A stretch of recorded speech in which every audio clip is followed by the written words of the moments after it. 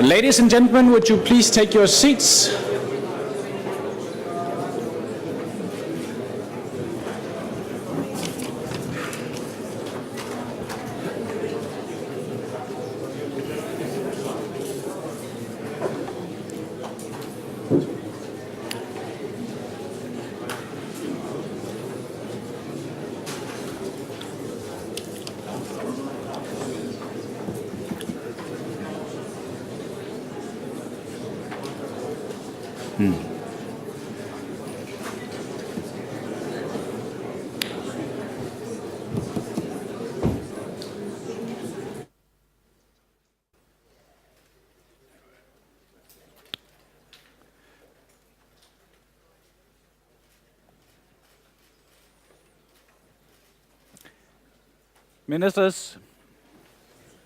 Ministers, ladies and gentlemen, it's a great pleasure to welcome you to the Ukraine Reform Conference in Copenhagen, which we hope will help drive change in Ukraine.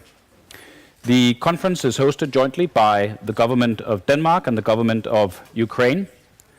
After a welcome speech by the Prime Minister of Denmark, the Prime Minister of Ukraine will deliver a keynote speech on the reforms taking place in Ukraine. His speech will be followed by statements from national delegations and international organizations. And at the end of the plenary, the Prime Minister of Ukraine will give his concluding remarks. You should note that the event is live streamed. Without further ado, I'd like to give the floor to the Prime Minister of Denmark, Lars Løkke Rasmussen, for his welcome speech.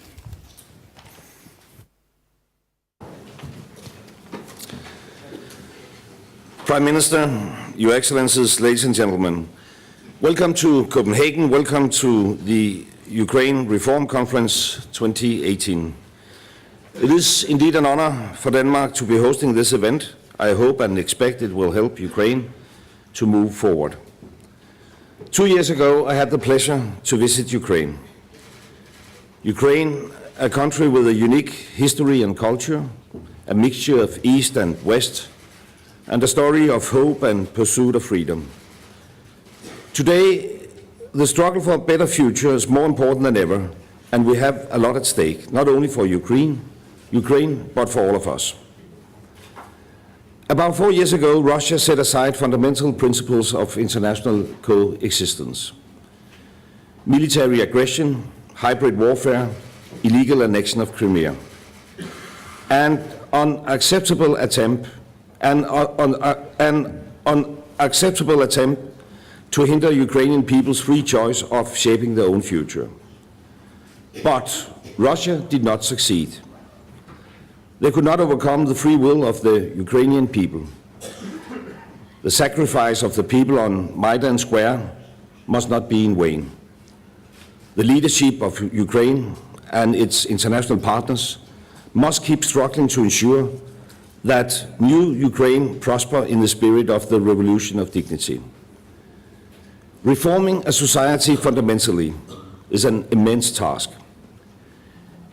It includes disrupting the way things have been, how services are delivered, the way governance is exercised, basically how the wheels of society are put in motion. Yet, despite the magnitude of the task, and despite Russia's continued aggression, Ukraine has come a long way. Gradually, reforms are releasing Ukraine from old Soviet structures. Economy is improving, trade is expanding, people-to-people relations are growing. And day by day, Ukraine is moving closer to its European friends. Not at least through the association agreement, the free trade agreement, and the visa-free regime allowing Ukrainians to travel freely to the EU. Indeed, the new Ukraine is rising, slowly but steadily. You have turned a scenario of regression into a window of opportunity, and that calls for respect and admiration. Yet, in order for progress to continue, Reforms must go on.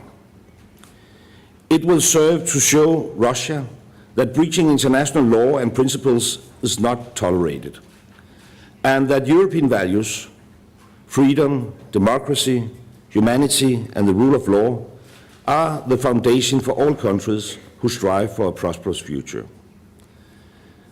One example is the fight against corruption. I would like to take this opportunity today to congratulate Ukraine on the recent adoption of the bill on the High Anti-Corruption Court. It is indeed a major breakthrough. I trust the Ukrainian government will ensure that the court becomes operational as soon as possible. We have also seen remarkable progress over the last 3 years in the energy sector. Denmark takes part in the efforts of energy reforms, and the goal is to make Ukraine independent of Russian energy.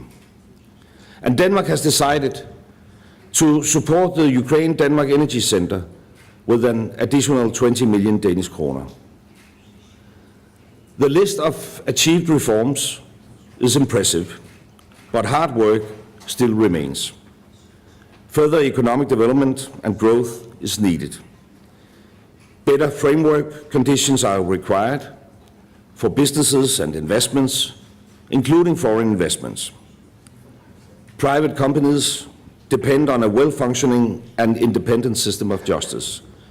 And privatization of many of the 3,500 state-owned enterprises entail a great economic potential and should be carried out without any delay.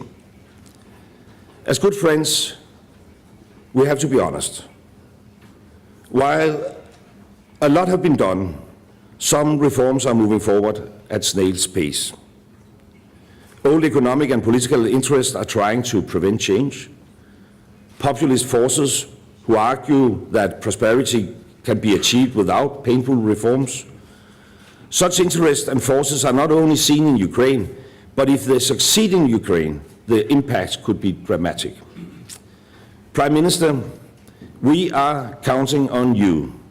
Further reforms are Ukraine's tickets to freedom and long-term stability. And make no mistake, Denmark and the international community remain firmly behind Ukraine in your struggle to break the chains of the past. We are fully aware of your troubled starting point and your immense potential. We are on your side because you share our vision of true democracy, freedom, and the rule of law. You will not be forgotten and put to the side as a frozen conflict. And you are not alone on this journey of yours. There's no reason why Ukraine's citizens should not enjoy the same prosperity and quality of life as their European equals. And I firmly believe it is within reach if you keep doing your utmost to grab the opportunity. If you are halfway to your destination, the best thing you can do is simply to keep walking. I hope this conference will help and encourage Ukraine and its people to keep walking in the right direction towards a brighter future. And on this note, I will pass the floor to the Ukrainian Prime Minister, my friend, Volodymyr. Thank you.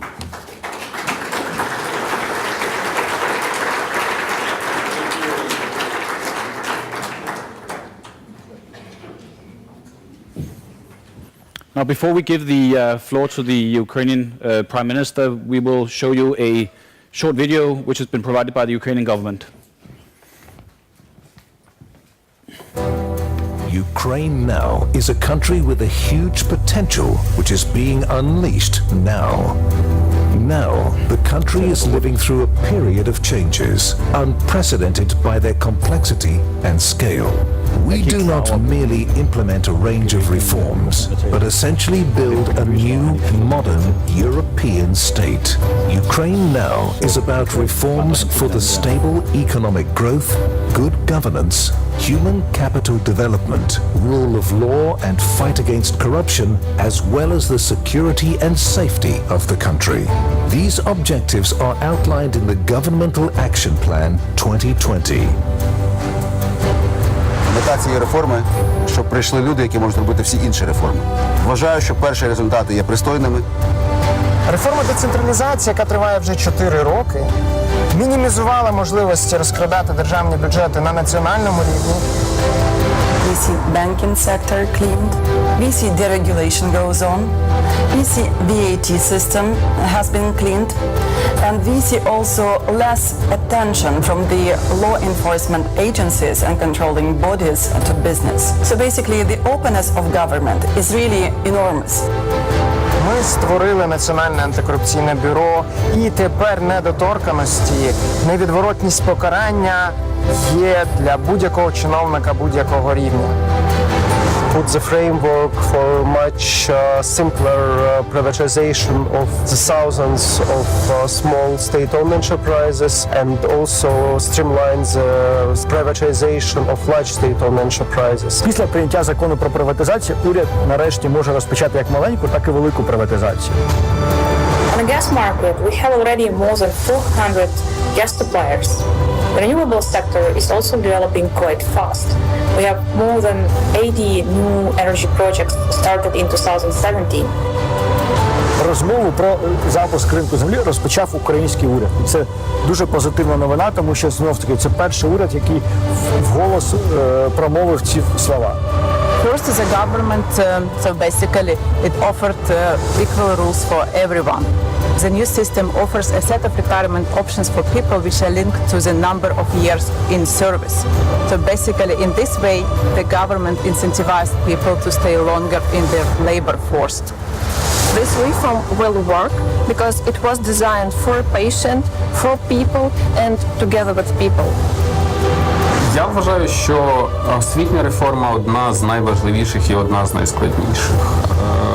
Задані амбітні дуже цілі, враховуючи економічний стан, враховуючи війну, ми рухаємося, в принципі, досить швидкими, великими кроками.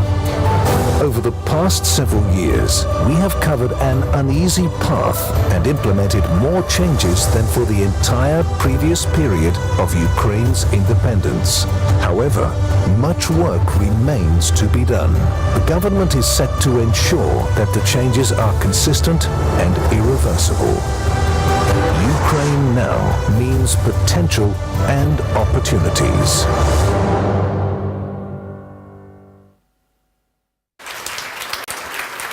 Yes. And on that positive note, I will give the floor to the Prime Minister, Groysman.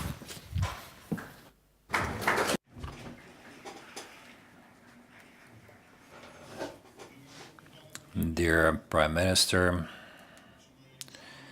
dear colleagues, partners and friends, the fact that you are here today together with Ukraine shows that the success of Ukraine is your personal cause for all of you, and we do appreciate that we are getting together along this road of difficult changes and reforms, because those reforms are taking place in an extremely difficult situation in the country that for many decades was a hostage of the Soviet Union, and in the post-Soviet space today we have the only chance, the only possibility to be a success. I want to thank you for the platform that allows us to discuss today the state of affairs, the reforms in the country, to delineate the plans for the nearest future. However, what is really necessary is for us to broaden the horizons of our planning for long-term prospects.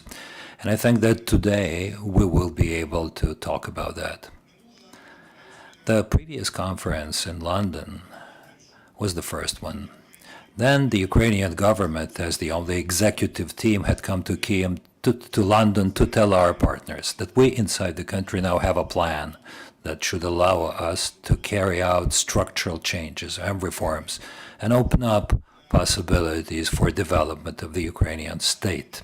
Our only objective is to create systems for life in Ukraine that would give us a new quality, a European quality of life.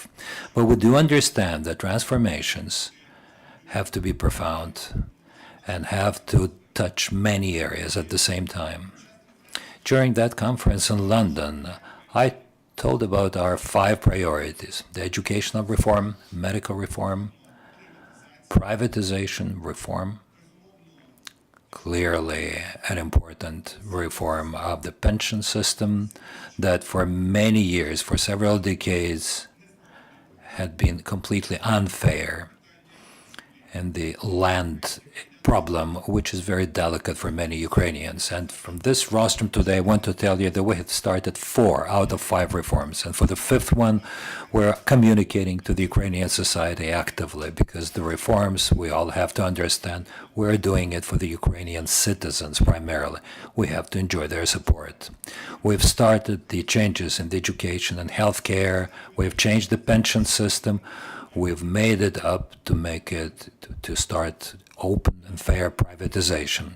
The presence of new laws shows that there is political will and readiness for the change. We keep moving.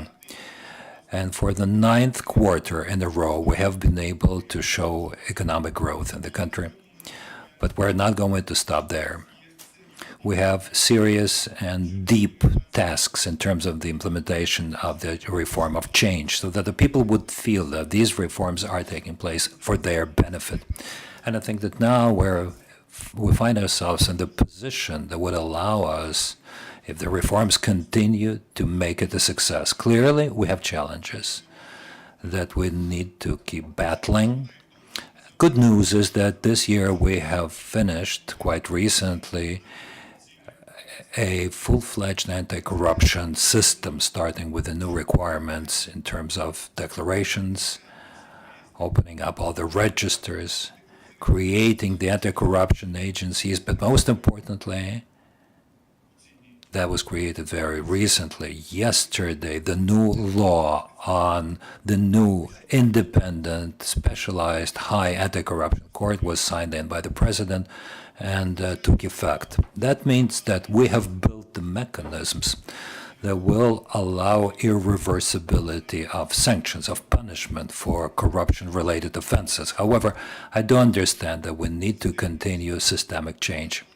And our plan is to make sure that all those reforms are practically implemented. There are reforms that have already been adopted, but this year we will see quite significant progress in terms of privatization. Privatization of the state-owned enterprises that will take place on the basis of a new law. And this privatization process, as I have promised back in London last year, will be completely supported. And it will be covered, which is very important, by the English law, which gives us additional guarantees for attracting investments to Ukraine. We need investments. We need to develop our economy. We need the new legislative base to provide guarantees to the investors. And we have prepared a package out of 35 new laws, some of which have already been adopted, and they guarantee, inter alia, the rights to intellectual property. Recently, a new, very progressive law was approved in terms of high currency, liberalization of currency regulations. We keep adopting changes that allow us to deregulate business in Ukraine, to make it easier and also to protect the rights of business people in Ukraine. These are our plans that we will implement this year. We will continue the profound change which is now taking place for the first time in the 27 years of our independence, where we want to reload all the governance system. We continue decentralization. That used to be that was a very strong step, including an anti-corruption step to improve the effect of managing public finance. 50% of all the public funds are now managed by the local communities. We have to continue this reform. The first results are very successful, and we already see them in very specific situations. We have to talk about the challenges as well. And I would like to talk about security first and foremost. Clearly, we live in a situation when we need to fight for the democratic values, to develop our young democracy. We feel this permanent aggression, attempts to interfere with our life, and life of the democratic world, attempts coming from the East, and we have to be resilient, we have to be strong. Within this context, let me deal with just one issue, an important one. This is the issue of energy security. Not only Ukraine, not only for Ukraine, but for our European partners as well. When we talk about the energy sector of Ukraine, we have to know that this year we've opened up new possibilities to become more independent. We've adopted a strategy that allows us, as a country that has quite good reserves of energy resources, to become a really established independent country in terms of energy. But this would not be enough if in parallel with that, dependence will grow on Russia. I'm talking about the project that has a purely security aspect. This is Nord Stream 2 project. We now have to show our political will, unity, in order to not to allow implementation of the project that would make many countries of Europe dependent in terms of their energy independence. Ukraine is capable today of providing transit supplies of natural gas to our partners. It's a joint and reliable system, and that's also our joint task, which is important for the development of democracy as well. Incidentally, this year we have changed the regulations in terms of the production of Ukrainian natural gas. And our reserves, we come second or third in Europe. We are a gas country, but the system used to be closed. And in many ways, it was uncompetitive and corrupt, which did not allow us to open up this potential. We have simplified the fiscal policy in that respect.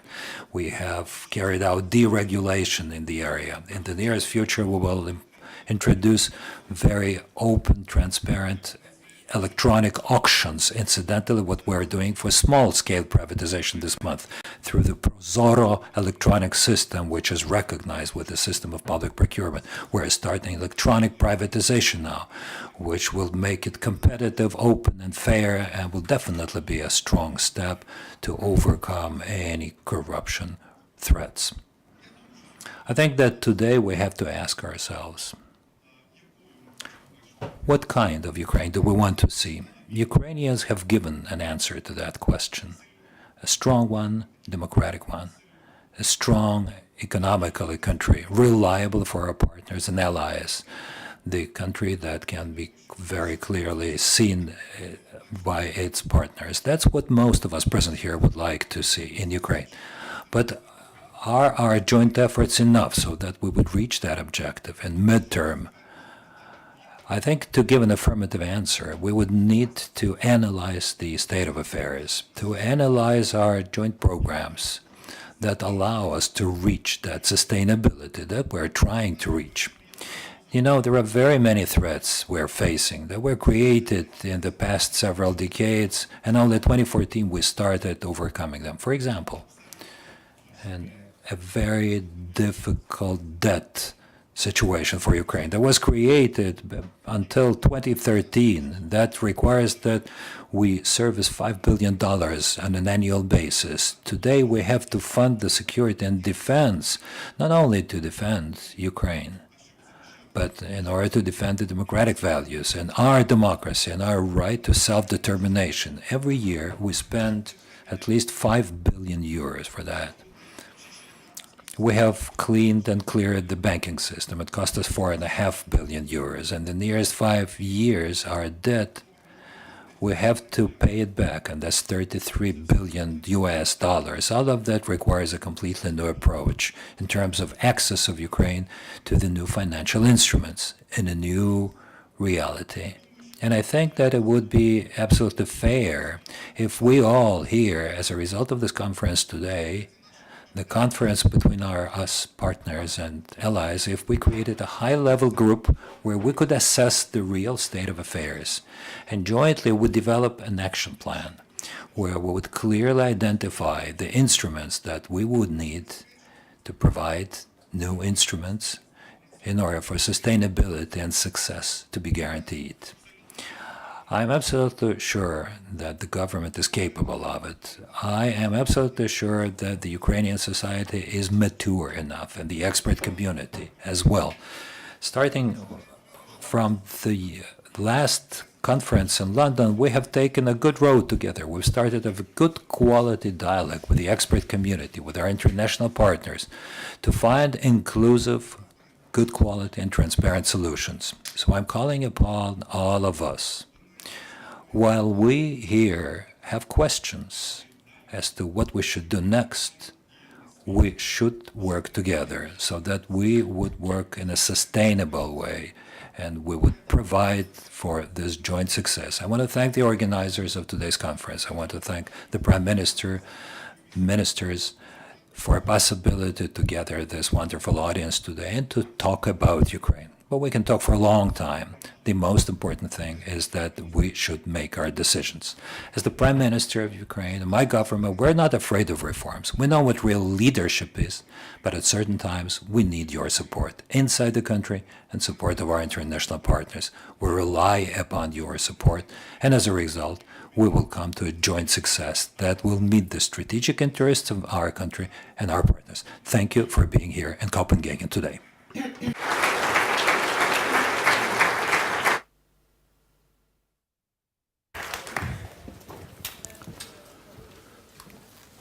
Thank you, Prime Minister Groisman. Now, we have a long and very impressive list of speakers. I'll now invite the first speaker to come to the floor. Because the list is so long, we will encourage you to stick to only 3 minutes. There will be a clock and a red light or a yellow light to remind you that there's a long list and that we should see if we can stick to the timetable. Now first, the High Representative of the EU for Foreign Policy and Security Policy, Ms. Federica Mogherini. Please. Thank you. Well, first of all, let me thank the Prime Minister of Denmark, the Foreign Minister of Denmark, for gathering us all today. And if we're here today is to clearly say that we stand by Ukraine, by its people, by its government, and to support the reforms already done. And I would like to commend and praise the Prime Minister and all his government for the work done already, and to accompany and support all those reforms that are still to be achieved. We are here with you. The European Union and Ukraine have never been closer than today. Since 2014, the European Union has invested in Ukraine more than in any other country in the world. We've put together the biggest support package in our history. That is more than 13 billion euros. Our new association agreement is the most ambitious agreement that the European Union has ever developed with any partner country. Our advisory mission is supporting your work to reform the civilian security sector. And since last summer, the people of Ukraine can travel to the European Union without a visa. And this was not a signal from our side. This was an achievement that you had as a result of already important reforms. And more reforms are needed now. Not because we say that, but because we hear the people of Ukraine asking for these reforms. And you are the first one recognizing that and working on this agenda. And again, I would like to thank and commend you for your impressive work, Mr. Prime Minister. We all know that reforms are not taking place in a void. The challenges are huge because of the conflict in the east and because of the illegal annexation of the Crimean Peninsula. The European Union has always underlined Russia's responsibility in this, and we keep supporting Ukraine's sovereignty, territorial integrity, and independence in a united and decisive manner. It is our European interest to protect this principle, which is that borders cannot be changed through military force. And it is our European interest to help Ukraine grow stronger and more resilient, as you said. Not only by continuing to work with Ukraine to address the challenges you're facing on the security field, but also through our support to the reform process. We know that the best way to make Ukraine and Ukrainians resilient is to support the reform process. As we have heard from the Prime Minister, there has been substantial progress over the past year on a number of key reforms. There has been progress on healthcare and pensions, the first social reforms since 2014. The reforms on decentralization, public administration, and public procurement will help Ukraine deliver quality service at a lower cost to its citizens.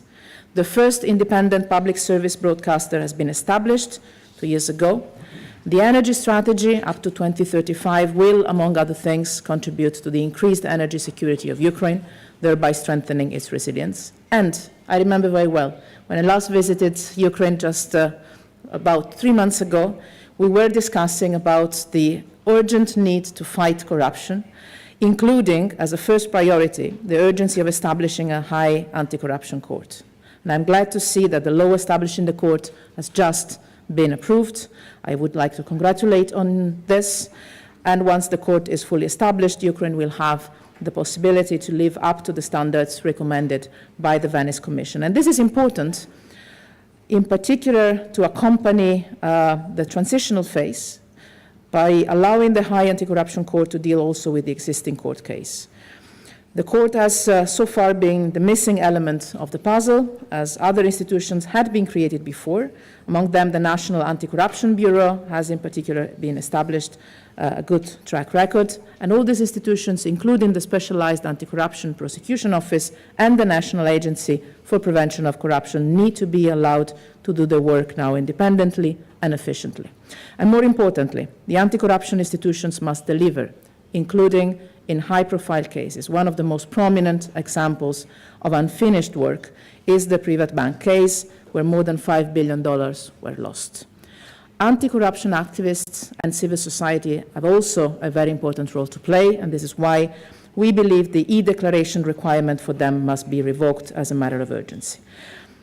To end, tackling corruption and improving the rule of law will not only fulfill the demands of Ukrainian citizens. I remember very well, 4 years ago, this was the main demand. But this will also improve business climate, encourage investments, including from abroad, and it will help ensure the effective implementation of the visa liberalization benchmarks. Because all the reforms we discussed today, and we support today, will have a positive impact on the lives of all Ukrainian people. We're talking about jobs, we're talking about liberties, we're talking about fulfilling the potential of the Ukrainian economy. This is the change the people of Ukraine want and need.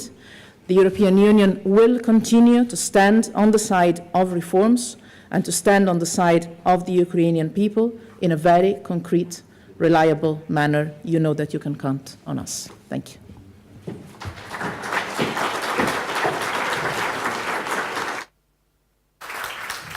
Thank you. And now the British Foreign Secretary, Boris Johnson.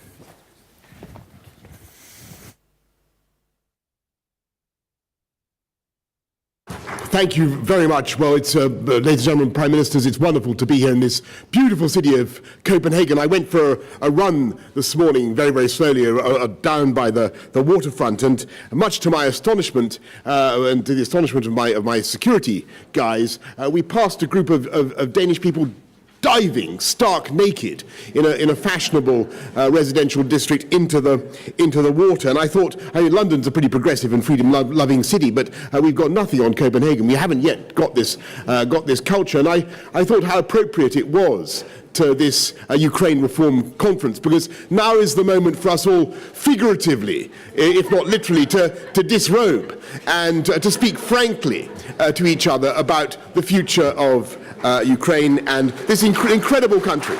It's a wonderful, wonderful place. I visited it several times with the Prime Minister, with Pavlo and other colleagues. And as we all know, there are two parallel struggles taking place. One to resist external aggression, and the other to build security and prosperity through domestic reform. And the two things are inextricably linked, because there's no point in winning the struggle on the battlefield only to lose the economic arguments and lose the battle for hearts and minds. And it was great to hear Prime Minister Groysman describe the scale and the pace of reform that has taken place in Ukraine.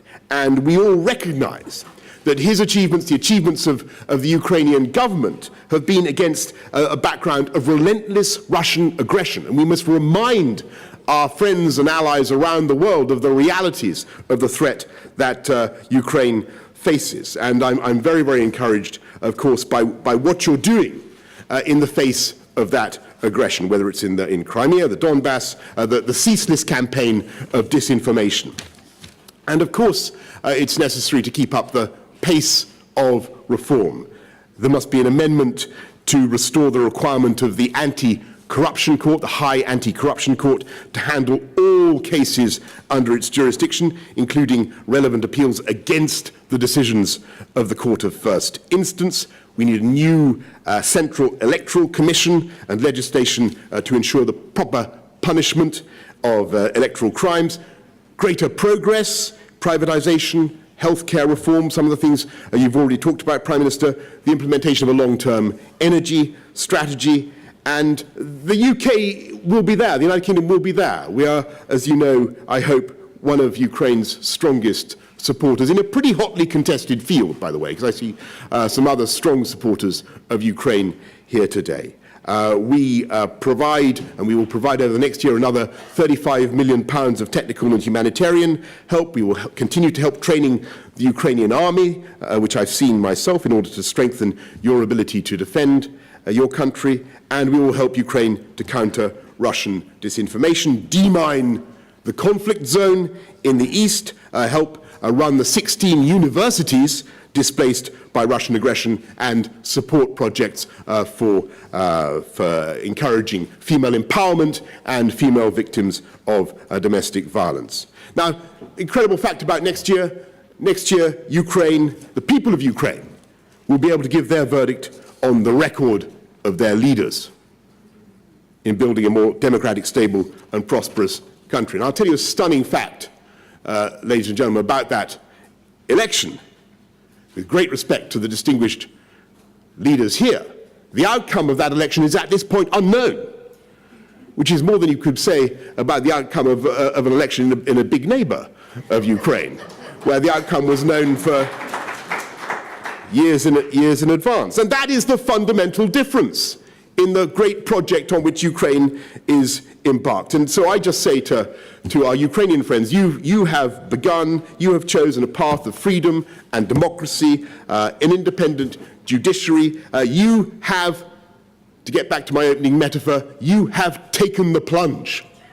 You have taken the plunge, or in the case of the High Anti-Corruption Court, you're about to take the plunge. And I don't want to develop this metaphor too much, but we're there to help you in that. And in every other respect, we're here to say to you, come on in, the water's lovely. And I think you have a great future. It will not always be easy. There will be difficult decisions that have to be taken. But I want you to know the United Kingdom is here to help. Thank you very much.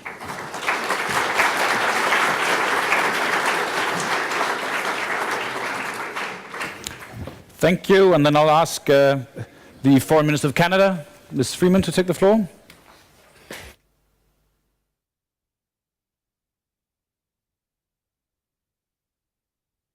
Okay, you know, it's really not fair to have to follow Boris. And I am not going to join him in calls for disrobing of us, but I will join him in saying, Anders, thank you for the amazing welcome to this incredibly beautiful city of Copenhagen. Au nom de la délégation canadienne, je tiens à vous remercier, le ministre Samuelson et le ministère des Affaires étrangères du Danemark, pour votre hospitalité.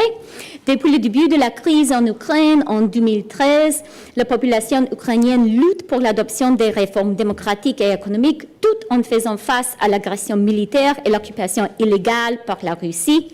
Comme vous tous, le Canada est un ardent défenseur des efforts déployés pour l'Ukraine pour rétablir la stabilité et mettre en œuvre des réformes. So, why are we here? Why does Ukraine matter to us? I think Ukraine matters today more than ever because liberal democracy and the rules-based international order are under attack around the world. And one of the world's critical battlegrounds is Ukraine. The success of Ukrainian liberal democracy and market reforms is first and foremost, as Boris said, essential for Ukrainians, but it's also essential for everyone, and I think that includes everyone in this room, who believes in the international rules-based order and liberal democracy.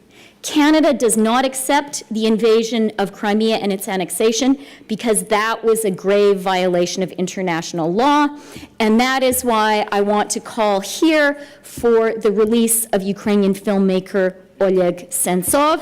Yeah.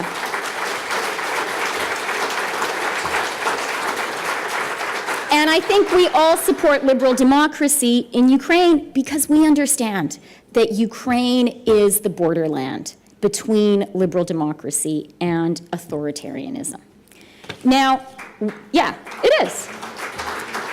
Now, what about Ukrainian economic reforms? I would like to join the Danish Prime Minister and my friends Federica and Boris in congratulating Ukraine on the creation of the anti-corruption court and the other reforms that Volodymyr spoke about so eloquently. And I also want to echo the Danish Prime Minister, Federica and Boris, in saying, as our Ukrainian friends know, the work is not yet done. There is hard work ahead. There's a lot more to do, including in the field of energy. I also want to say to our Ukrainian friends, Canada's a democracy too. As Boris said, you guys have elections next year and no one knows the result.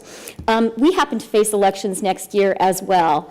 And as a politician, I can tell you, I appreciate that election campaigns place some interesting constraints, but also opportunities for politicians who want to get reelected. And I think that's something all of us need to really appreciate. On a personal note, I was a journalist in Moscow in the 1990s, and one of the saddest experiences in my life has been to see the descent in Russia from that admittedly chaotic, but also wildly hopeful and optimistic democratic period in the 90s to an aggressive and dangerous authoritarianism today. I think it's fair for us to ask ourselves who lost Russia. And I'd like to say to all of us here, let's be sure we don't have to ask ourselves who lost Ukraine. Prime Minister Groysman talked about working with Ukraine on some kind of a medium-term strategy, and I think that's a great idea, and perhaps that's something that Boris, as the host of this conference last year, Minister Samuelson Anders as the host this year, and Canada, which is hosting the conference next year. Maybe that's something we could take on to work on together. And finally, I hope people will permit me briefly to speak directly to Ukrainians. Українці перші Ukrainians were the first to come to Canada 127 years ago. They moved over to Canada, over to the steppe zone, to horrible, wild steppe zone. It wasn't easy for them, but they did play a key role in developing my country, Canada, the country I am very proud of. Let me talk to Ukrainians present here, the representatives of the government, Ukrainians that are listening to me. You know what? You're no worse than those Ukrainians, that the Ukrainians live in Canada now. Don't do the reforms for us. Don't do the reforms because Frederica, Boris, me, or the IMF are encouraging you to do that. Please do these reforms for themselves, for you to live in the country that you deserve to live in. And let me promise to all of you that we all are going to stand by, will support you until the very end. Thank you very much.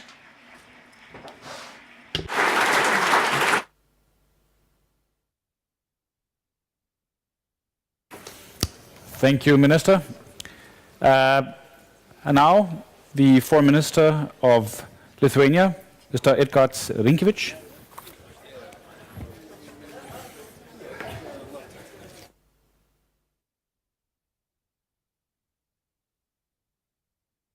Thank you. Well, let me start by saying that actually it's Latvia. But as we normally are being mixed up with Linas, then most probably I can now speak on behalf of both and use 6 minutes. However, it is very difficult, of course, to speak after two prime ministers, Federica, Boris and Christie, after this very eloquent kind of vision of reforms in Ukraine support, and I think that there is really not much to add.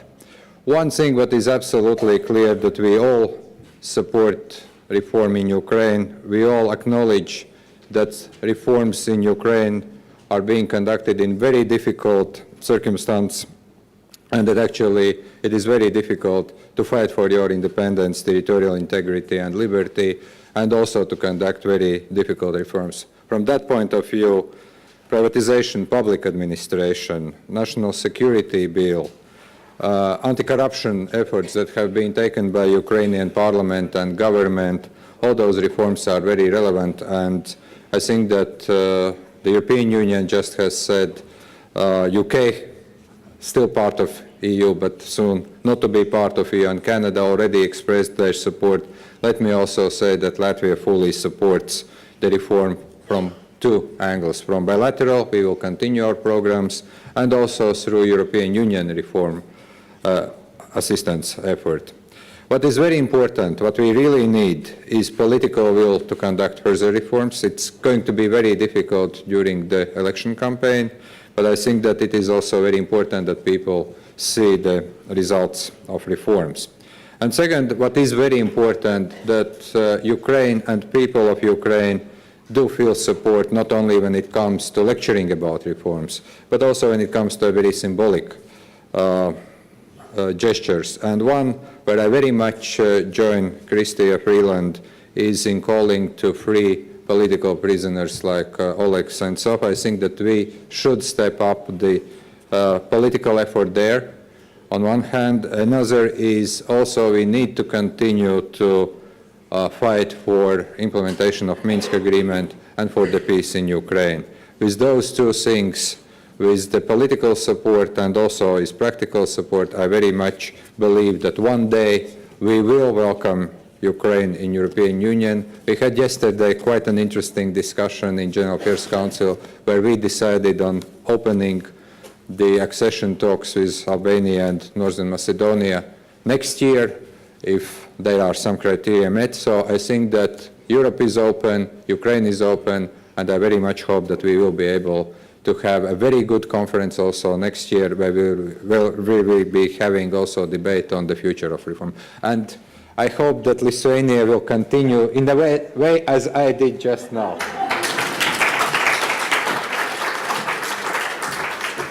I do apologize to the Latvian Foreign Minister and invite the Swedish Foreign Minister, Margot Wallström, to take the floor.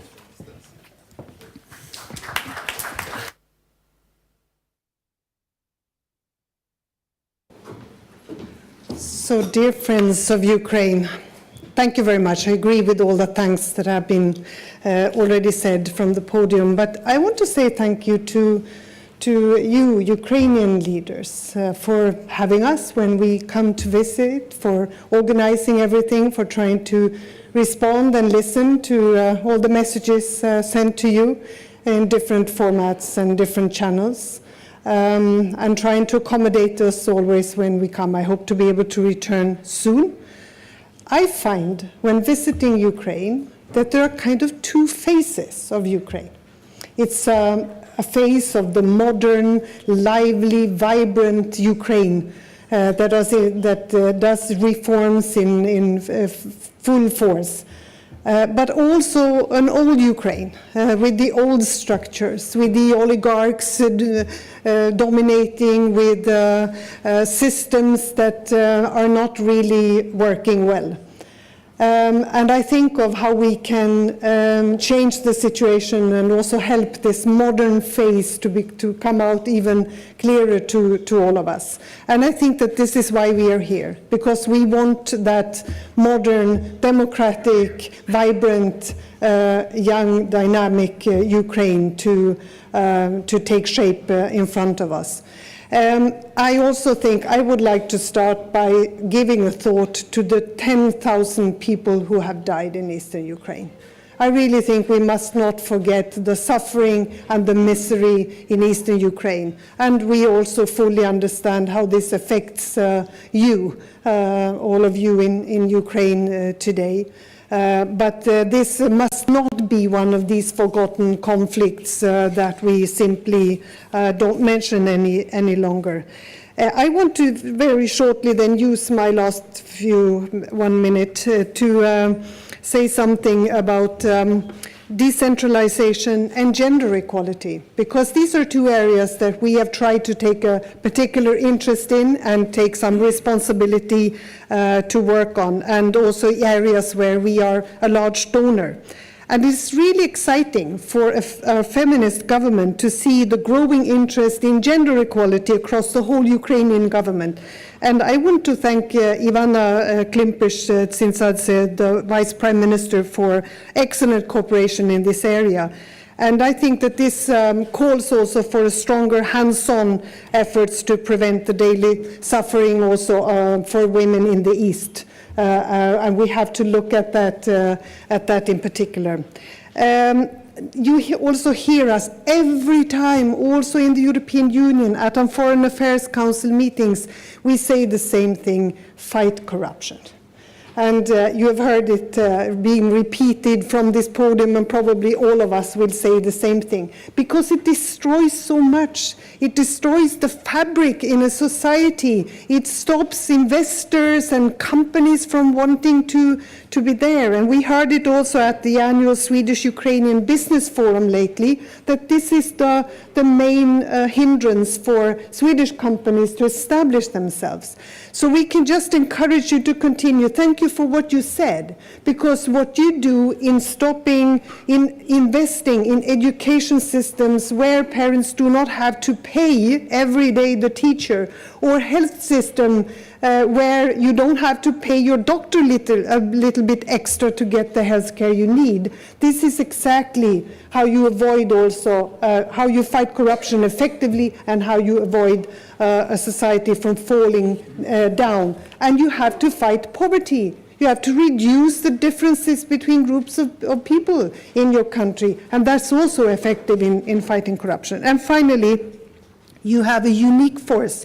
You have a strong and vibrant civil society. So these people are drivers of change in your society. Take care of them, and make sure that they can continue to be watchdogs of the reform process. And sometimes they put their lives on the line in their struggle to turn Ukraine into a transparent society. We support civil society in Ukraine, and we hope that they can flourish fully. And avoid these invasive e-declarations for NGOs. This is one of the advice we have tried to give you. And finally, the Swedish government has the patience and the stamina needed to support Ukraine's reforms long term. If you continue to reform, we will continue to support. We will be there at your side. Thank you for everything you're doing.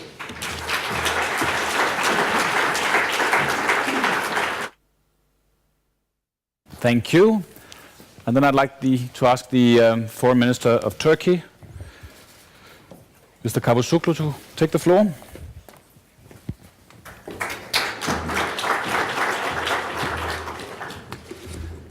Prime Minister Grossman, Excellencies, dear friends.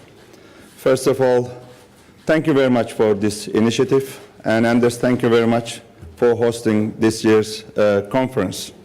I am here to underline Turkey's support to Ukraine's territorial integrity, sovereignty, as well as the reform process. The success of these reforms are strategically important for all of us. Why? Because we want Ukraine to stand firm on its feet. This cannot happen if the reform process fails. Comprehensive reforms are never easy. I know it from my country as well. Yet, failure of reforms is not an option, and partially successful reforms are not good enough. On the positive side, the main driving force behind the reform process has been the will of the Ukrainian people. Another positive aspect is the government's commitment. Government's commitment to its own people and Ukraine's commitment to the international organizations like Council of Europe and the European Union and OSCE. And I remember from my years in the Parliamentary Assembly of the Council of Europe, the previous administrations unfortunately failed to meet these commitments. Federica can agree with me. She was also at the Parliamentary Assembly for 7 years. But I'm happy to see that the current administration, including Prime Minister Grossman, are determined because they know that the best fix for what happened in Donbass and Crimea is a well-reformed and prospering Ukraine. I am encouraged by the information Prime Minister Grossman has shared with us. I am impressed by the dedication and openness. I am also glad that the shortcomings are also recognized, as well as the other challenges that Ukraine has been facing. For example, we know that much more needs to be done against corruption and oligarchization. And I agree with Margaret that unfortunately oligarchs has been still dominating the economy and the politics in the country. I know this firsthand from the complaints of some Turkish businesses in Ukraine. Of course, we do encourage our business people to work and invest in Ukraine. I'm very grateful that the administration has been also assisting them, but we also get requests of help against problems like unfair competition or corruption. Therefore, the decision to establish an anti-corruption court is most welcome. There might be some difficulties. I am sure all of these difficulties will be overcome during the implementation phase. Therefore, Ukrainians are right in telling us how important their country is for us. Indeed, Ukraine is so important for all of us, and I would like to reassure that Turkey will continue supporting our good neighbor, Ukraine. Thank you very much.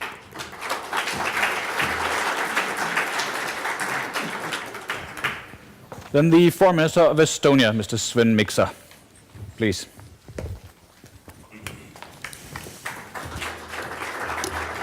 Thank you. Thank you very much.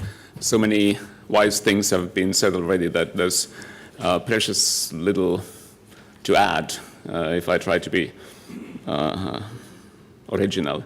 I would like to start by adding my voice to those who have already thanked our Danish colleagues for putting together this important conference. We have, I believe, taken significant strides when it comes to Ukraine's relationship with the European Union over the past year, not only because Estonia held the rotating presidency of the EU Council during the second half of the year, but I really believe that visa freedom with the European Union and the implementation of the association agreement and the CFTA have been important milestones. Ukraine has made considerable progress in its reform efforts, and we have to say that some of these reforms would be extremely difficult to implement even during peacetime. They are even more difficult since Crimea continues to be legally annexed and Russian aggression is still ongoing in the eastern part of the country. I would also like to reiterate Estonia's unwavering support to Ukraine's independence, sovereignty, and territorial integrity. But obviously, all this having been said, it is important that we encourage Ukraine to continue with the reforms, especially when it comes to the fight against corruption. And I join those who have said that the law on establishing the High Anti-Corruption Court is a very important and commendable step. But it's the first step towards the actual establishment of the court. It is vital to strengthen democratic institutions, to improve business climate and judiciary. A government I believe, is strong when it includes all stakeholders to the decision-making process, and in this regard it's extremely important to also work with the civil society, who is a key partner for the government in fighting corruption and advancing the reform agenda. Rule of law is an important factor that can improve economic situation and attract or make the country more attractive to foreign investment. But I would like to say that rooting out corruption is not just a question of economic development and dignity, it's also a fundamental issue of societal resilience and national security, since corruption makes the country much more vulnerable to both internal and external threats. I would like to mention one area that is particularly dear to my Estonian heart. That's the e-governance and e-government solutions. I believe that this is the way to go, since it's a great way of fighting corruption and making the government more transparent and more accountable, and improving the trust that the people have in their own government. Reform efforts obviously do not happen in vacuum, so while we need to continue to support Ukraine's sovereignty and territorial integrity, we must also continue to support Ukraine's European aspirations. The EU needs to reiterate the full commitment in supporting Ukraine's desire to change and choose a future, their own future and their own path. We should affirm that at the EU-Ukraine summit in July. And I very much would like to add my voice to something that Christia said. I think that while it's in Ukraine's interest, first of all, that they build a successful future for the country, it's also in Europe's interest. It's also in the interest of the broader community of democratic nations, since liberal democracy is under considerable strain and assault worldwide, and Ukraine is one of the most important battlefields in that fight. Ukraine obviously remains a priority partner for Estonia when it comes to our development cooperation. Since the beginning of Maidan, Estonia has provided over 10 million euro in support to the development in the country, including humanitarian assistance.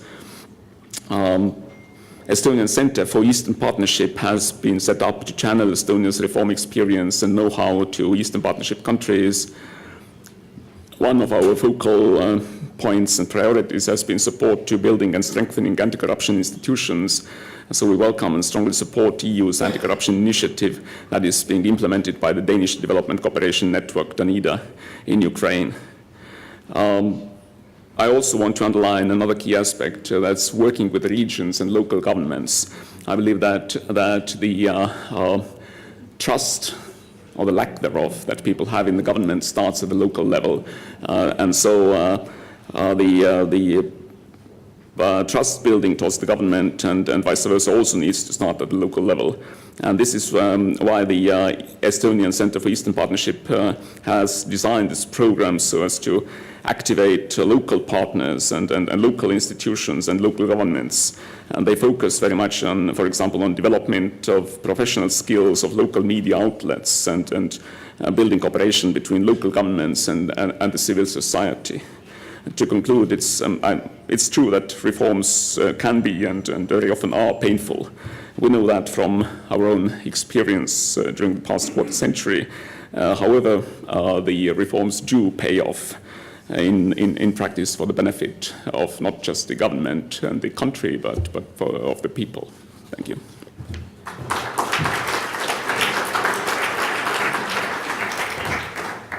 And now the time has come to welcome the Lithuanian Foreign Minister.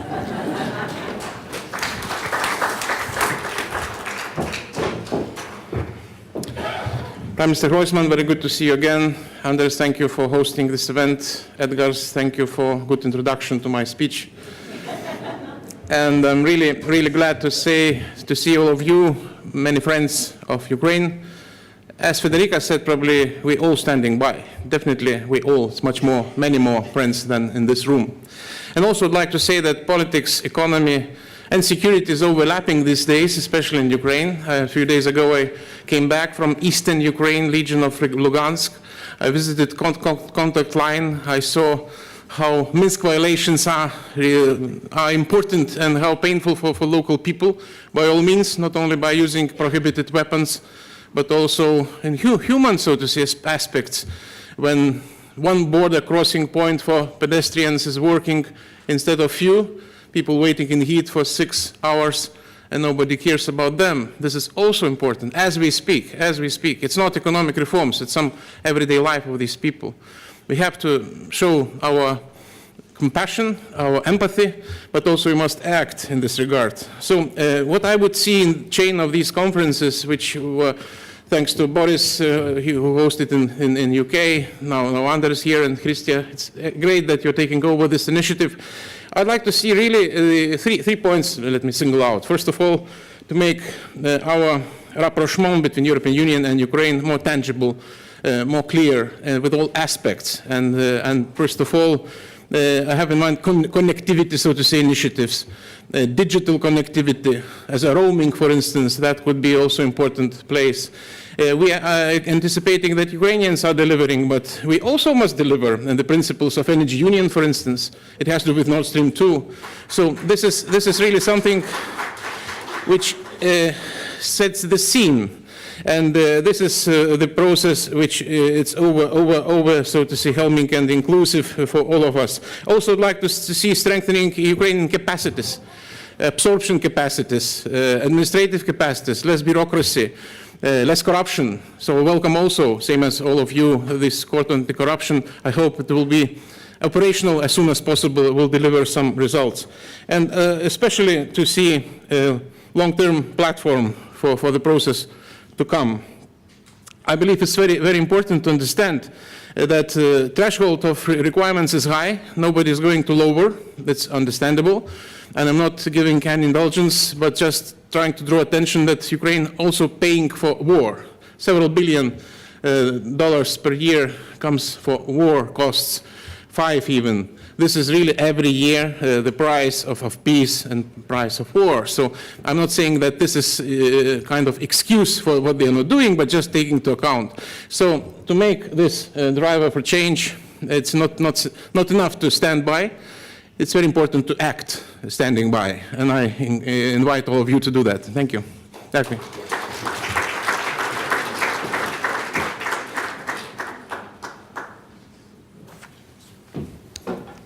And now the Foreign Minister of Norway, Ms. Ine Søreide.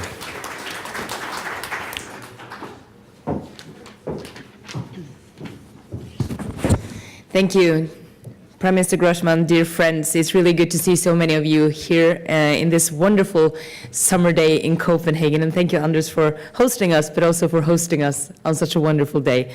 That's more than a host actually should be responsible for, but you've done it in a wonderful way. Norway is a very committed friend of Ukraine, and we stand by you both politically and economically. And of course, as you know, and as we always reiterate, we fully support your sovereignty and also territorial integrity. Our support package over the last 5 years have amounted to more than 100 million euros in addition to the humanitarian aid. But I would also like, when we are talking about encouragement of the number of reforms undertaken and the pace right now of the reform work that is so important, we know that the circumstances are challenging, but I would also like to echo what Christia said, that I think is so important. This also happens at a time where the international rules-based order is under pressure, if not under attack in some instances. I would like to emphasize 2 things in my remaining 2 minutes, and those are 2 real drivers for change. The one is energy reform, which is so important. It's not only important to curb corruption, but also in the overall recovery of the economy. And today, the energy sector has actually been becoming a crucial driver for growth. Over the past year, I am happy to say that Ukraine's reform efforts are clearly leveraging interest and investment from Norwegian business partners. Substantial investments within renewable energy, namely especially within solar plants and wind, are looking very good at the moment. And we'll continue to support energy efficiency and reforms, including our dialogue with Naftogaz and also corporate governance through the assistance of OECD. And we are also looking into ways of how to broaden this support. The second thing is more investment, and we would like to see more investment between Norway and Ukraine in both ways. Structural reform is absolutely no easy task, even at the best of times, but we think that it's crucial to underline that even though it is costly and also has some political costs, it's still necessary to do so. And the reward in the end will probably be more investment also from Norway. We need to see Ukrainian business environments to be more predictable and competitive, and of course, a trustworthy and effective legal system is at the core of this. Let me stress the importance that many of you have done already of a truly independent anti-corruption court as a catalyst for private investment. I cannot underline that enough, how important that is going to be also in the future. The importance of promoting transparency, the importance of zero tolerance for corruption cannot be overestimated. So you are in a very decisive year, and we in Norway, we stand by our friends, but we don't only stand there, as we said, we also act when we stand there. And we also need to speak up to our friends when we see that it's needed to give a push in the right direction. So even in a pre-election mode, and all of us knows how difficult election years can be and how much energy it takes, and also how much energy it gives. But also in those times, it is extremely important to make sure that all our expectations for effective reforms, they will remain high, and we will continue to support you. Thank you.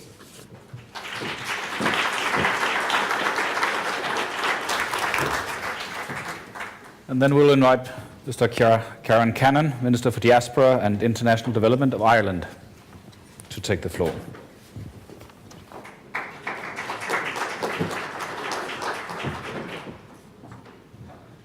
Thank you, Prime Ministers and colleagues. I'm delighted to be here today to contribute to this very, very important dialogue. I would like to thank the governments of Ukraine and Denmark for convening this conference. We must continue to acknowledge the progress that Ukraine has made in its reform programme, and it's also an opportune time to demonstrate the international community's commitment to securing Ukraine's long-term future. Together with the association agreement, the government's reform programme provides that roadmap for Ukraine on its path to becoming a modern democracy. And in the past year, and despite difficult challenges, Ukraine has made very welcome progress on this journey, particularly in the areas of public governance and social reform. Ireland channels its support to Ukraine through multilateral fora such as the Council of Europe, the OSCE and the EU, and as part of the review of its diplomatic network globally, the Irish government has formally decided to establish a resident embassy in Ukraine in the coming 2 years. And that's going to enhance our political and economic relationship and help to identify areas where we can provide targeted support for Ukraine and build and strengthen that existing relationship between our two countries. Tackling corruption in all of its guises lies at the heart of the reform effort, and an independent, impartial judiciary is crucial in developing respect for and trust in the rule of law. So I welcome the recent progress made on the establishment of the High Anti-Corruption Court, and we encourage Ukraine to continue to engage with experts such as those at the Venice Commission to ensure that the judicial system reaches the highest international standards. And Ireland continues to actively support Ukraine in this area. The Irish judiciary has provided training on judicial ethics to the Ukrainian counterparts and subsequently hosted a study trip to Dublin with the EU advisory mission. And we in Ireland are very, very open to further structured cooperation in this important area. All of us in this room have direct experience of the challenges inherent in introducing necessary reforms. We understand that change is often difficult and rarely popular. And that's why successful reform programmes need to be underpinned by strong political commitment and resolve. Reforms also require the acceptance and the forbearance of those who will be the ultimate beneficiaries, the citizens. I recall visiting Poltava in a personal capacity almost 10 years ago, where I met with so many young Ukrainians who were exceptionally well educated, very, very ambitious and yearning for change. But that kind of change is never achieved overnight. And despite the remarkable progress to date, there is still much, much more to be done. So as the elections approach, it is vital that the government avoids any retrograde measures or backward steps. It must ensure that momentum is maintained and indeed accelerated under the current Reform Action Plan. In conclusion, I would like to reiterate that Ireland remains unwavering in our support of Ukraine's independence, sovereignty and territorial integrity, and is fully committed to supporting Ukraine in its continued efforts to implement political, economic and social reforms for the benefit of its country and its citizens. Thank you. Thank you very much. And now Mr. John Sullivan, Deputy Secretary of State of the United States.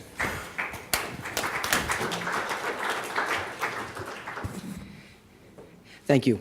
I'd like to begin by thanking Prime Minister Rasmussen, Foreign Minister Samuelson, the Danish government for organizing this conference, and of course my good friends from Ukraine, Prime Minister Groysman, his government, for being here.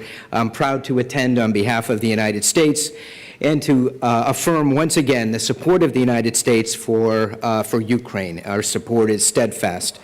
We stand with Ukraine as it defends itself against Russian aggression and combats entrenched corruption. In 2014, as we've discussed, the Ukrainian people united on Maidan Square to voice their aspirations to live in a modern European state. I had the privilege of visiting Ukraine in February on the 4th anniversary of the Revolution of Dignity, and while I was there, visited the War Dead Wall of Honor and the Heavenly 100 Memorial. It was a very moving experience to pay tribute to the bravery of those who fought and sacrificed for the cause of freedom in Ukraine. 4 years after the Revolution of Dignity, Ukraine has made significant headway to make this dream of freedom a reality, and by working to address its biggest internal challenge, corruption. Ukraine has made great strides in transformational reform, but as we have all noted, there is still much work to be done. Corruption is a matter of national security. As long as Russia seeks to destabilize and manipulate Ukraine from within, corruption remains a major vulnerability. It drains Ukraine's economy, deters foreign investment, and drives popular discontent that Russia can exploit. Ukraine's reform efforts, with the support of the United States and so many other partners here today, have led to notable successes such as the National Anti-Corruption Bureau, the Patrol Police, the ProZorro procurement system, and decentralization. While the United States is still assessing the specifics of the national security law, which recently passed, I'm very grateful that that law has been passed, and note the Ukrainian government has worked with NATO, the EU, and the United States to ensure that this law aligns Ukraine's national security architecture with Euro-Atlantic principles. We're hopeful it will constitute a major step forward toward Ukraine's goal to achieve NATO interoperability by 2020. It's these reforms and the promise of more that have prompted U.S. companies to invest in Ukraine. For example, Ukraine recently signed a contract with Westinghouse that will make Westinghouse, a U.S. company, the major provider of nuclear fuel to Ukraine beginning in 2021. This important strategic milestone, made possible through our bilateral partnership, will allow Ukraine to diversify its energy sources and reduce its dependence on Russia. But these successes do not mean the fight against corruption is over. Far from it. Ukraine is at a pivotal moment as entrenched forces seek to reverse hard-won achievements and prevent further reforms. Ukraine has already taken big steps to reform the oligarch-controlled banking system, which has helped to stabilize the economy. But there's much more that must be done to effectively reduce the influence of oligarchs in key sectors. Immense economic power is still too concentrated in the hands of too few, who do everything in their power to protect and enforce their monopolies, including through twisting the political process to benefit themselves. But with enough dedication and determination and the support of all those in this room who are friends of Ukraine can break this oligarchic system, as the United States did early in the 20th century through its anti-monopoly campaign. This trust-busting created a more competitive, open economy for the United States and we believe trust busting would do the same for Ukraine. In the meantime, it's crucial that other vital reform efforts remain strong. Ukraine must stay on track with its IMF program, which includes amending the new law that established the Anti-Corruption Court. We were pleased to see the broad support the law received from members of the Rada, but additional work remains. We'll hear today many other reforms that Ukraine can make and should make to install confidence in its political system, strengthen its economy, and attract more foreign investment. Ultimately, we must remember that the goal of these reforms, the overarching reason we are all gathered here today, is to improve conditions for the Ukrainian people. Those citizens who took to the streets over 4 years ago to depose a corrupt regime in hopes of a better life. The United States supported the rights of those citizens then and continues to stand united with them now, working together to deliver the bright and enduring future Ukraine deserves. Thank you.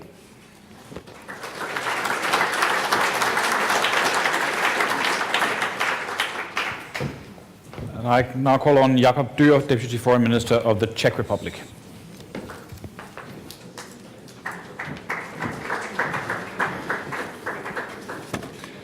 Ladies and gentlemen, Excellencies, first, of course, thank you for inviting us, and thank you, Anders Samuelsen and Vladimir Groisman, for hosting and co-hosting this event. As you all know, Eastern Partnership, as a new kid on the block, was born almost 10 years ago in Prague, and of course, from all the Eastern Partnership countries, Ukraine is our closest and I would also say most strategic neighbor. Development in Ukraine and challenges Ukraine is facing cannot leave us indifferent. The conflict in eastern Ukraine is a permanent and imminent threat to the European stability. The crisis in Ukraine presents one of the gravest threats to global order in the past quarter century. Occupation of Crimea in support of anti-government insurgents in the east of Ukraine by Russia is a breach of international law. We must remind Russia that it bears special responsibility for the resolution of this crisis. The Ukrainian post-Maidan governments have embraced a robust political and economic reform agenda. Although Ukraine does deserve credit for its reform efforts, the country is far from the social contract Maidan hoped to achieve. The Ukrainian modernization, given the size of the country and the scale of the existing problems, is unprecedented in the post-Soviet era.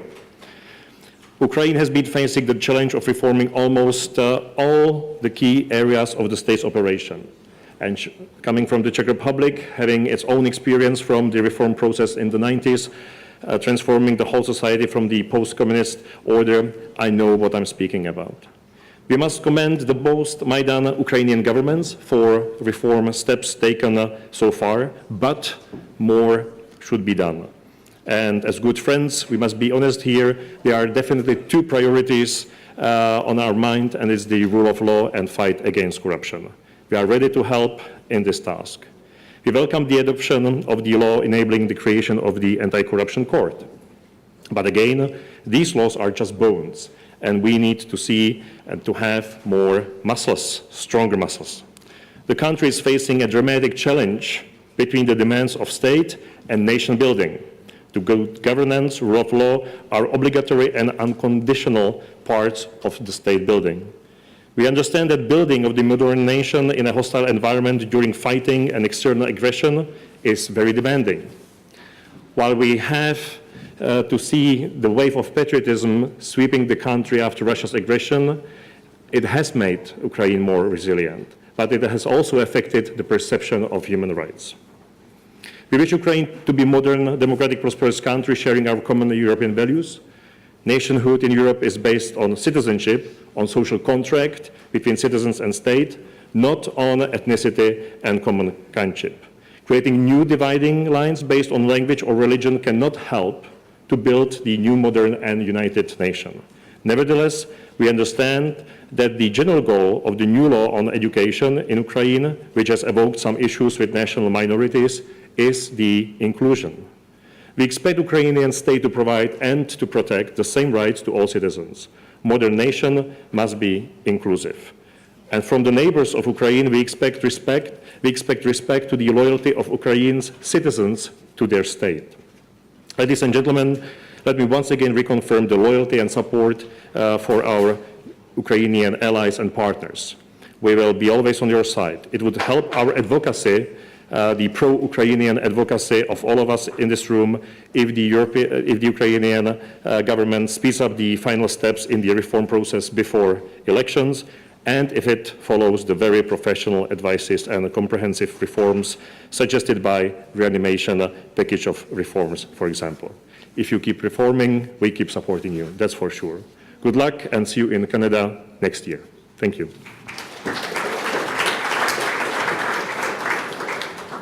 Thank you very much. Now the Deputy Foreign Minister of Bulgaria, Yuri Stak.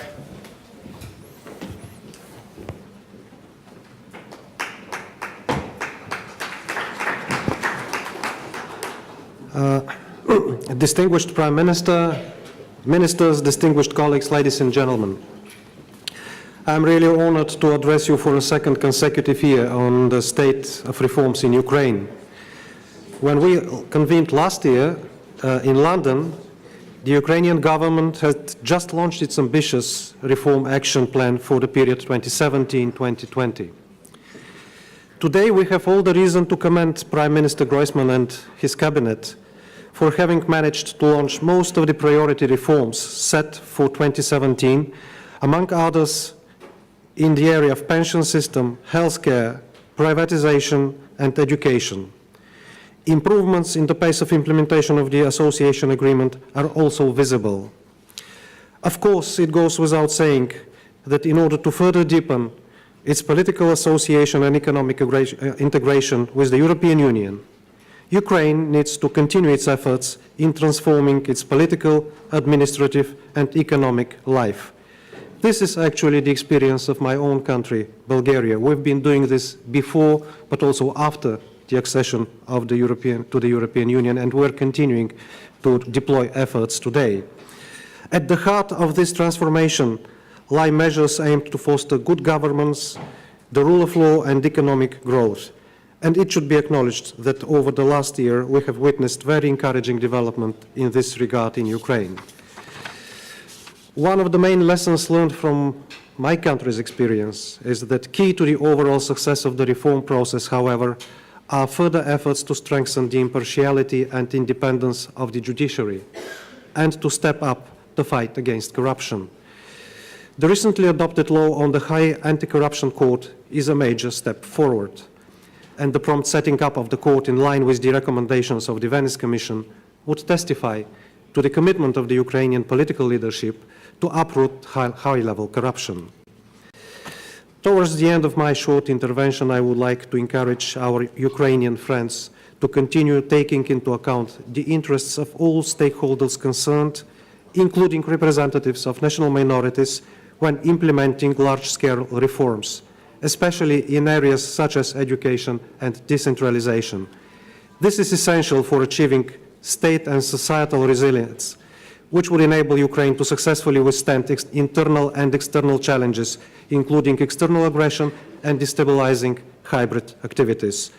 To conclude with, I would like to reaffirm Bulgaria's continuous support both for the reform process in Ukraine, but also for the country's independence, sovereignty and territorial integrity within its internationally recognized borders. Bulgaria will also continue to support various projects and activities in Ukraine through its bilateral development cooperation program, with a particular attention to the area of education.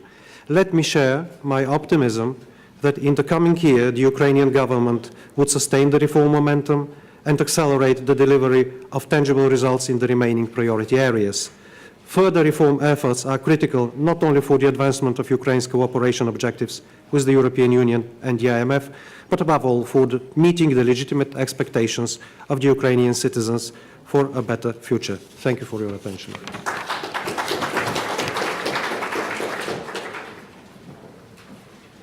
And now, representing Japan, Parliamentary Vice Minister for Foreign Affairs, Mr. Hori, please.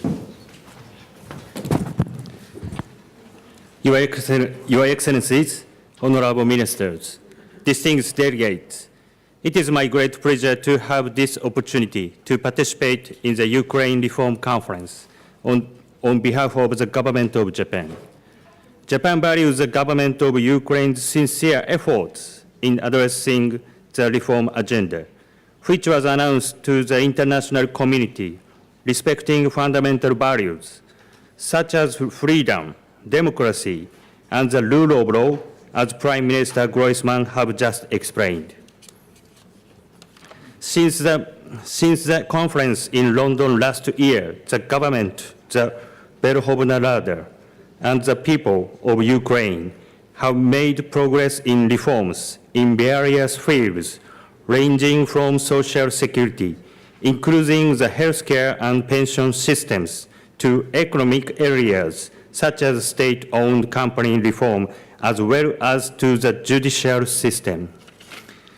Above all else, anti-corruption measures are very important for advancing Ukraine's reforms. Japan welcomes the adoption by Ukraine's Verkhovna Rada of the law to establish the High Anti-Corruption Court as an important step forward. Reform never comes to an end for any country. Presidential and parliamentary elections will be held next year in Ukraine. We all call on the government of Ukraine to continue advancing domestic reform without delay.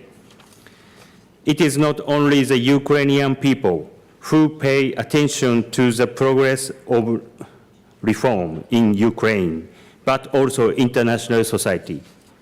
At the same time, I would like to remind everyone that the issues Ukraine faces, including the Crimean issue and the situation in eastern Ukraine, are challenges to the rule-based international order.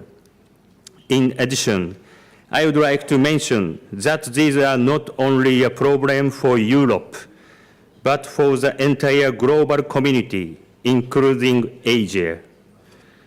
As each representative has stated today, the G7 countries, the EU, and the international community respect Ukraine's sovereignty and territorial integrity and are providing strong support to Ukraine.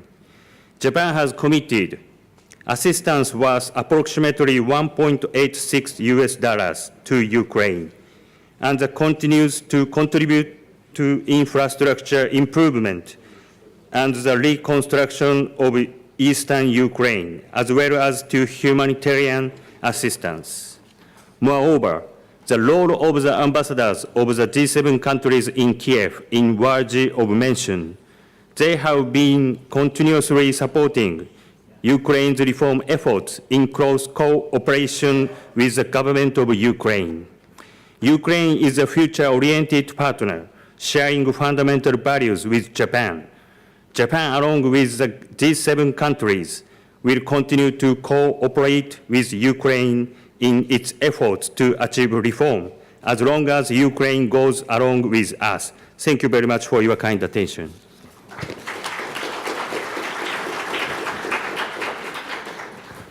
Thank you. And now representing Croatia, Safra Bucic, State Secretary.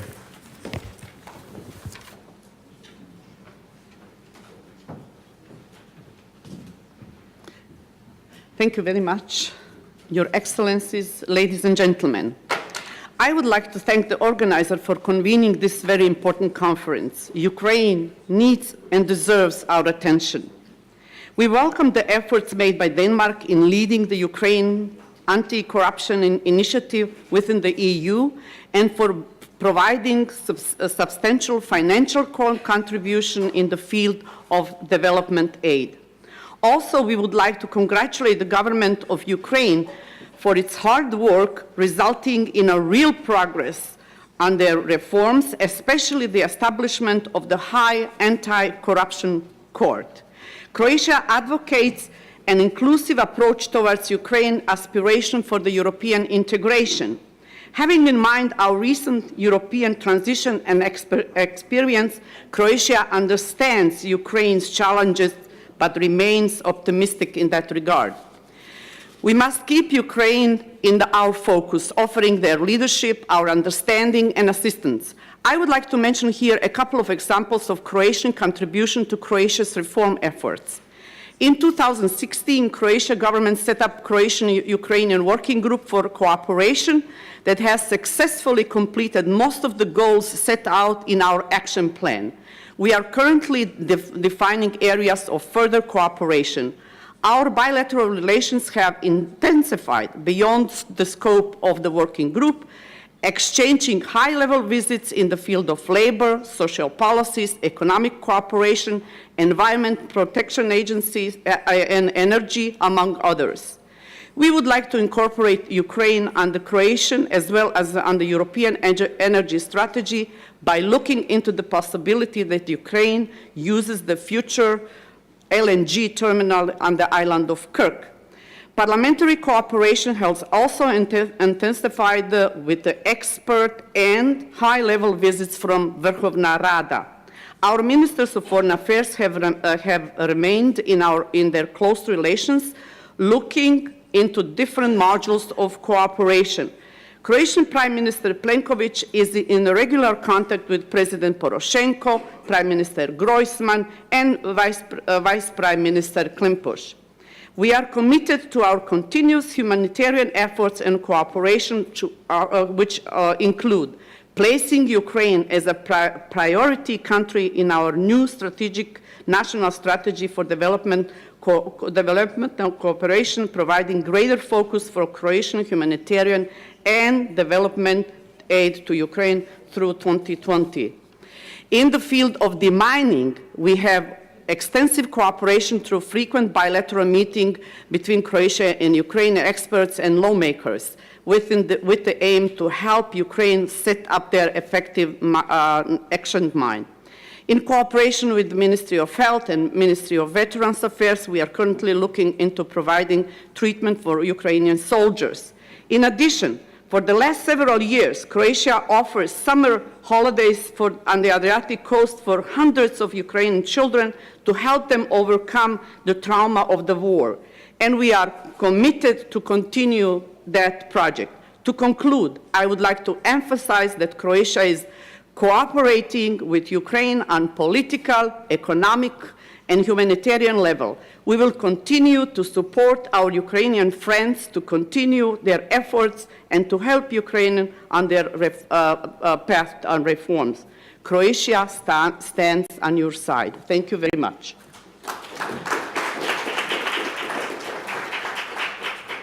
Thank you very much. Now, representing Slovenia, State Secretary Andrej Logar.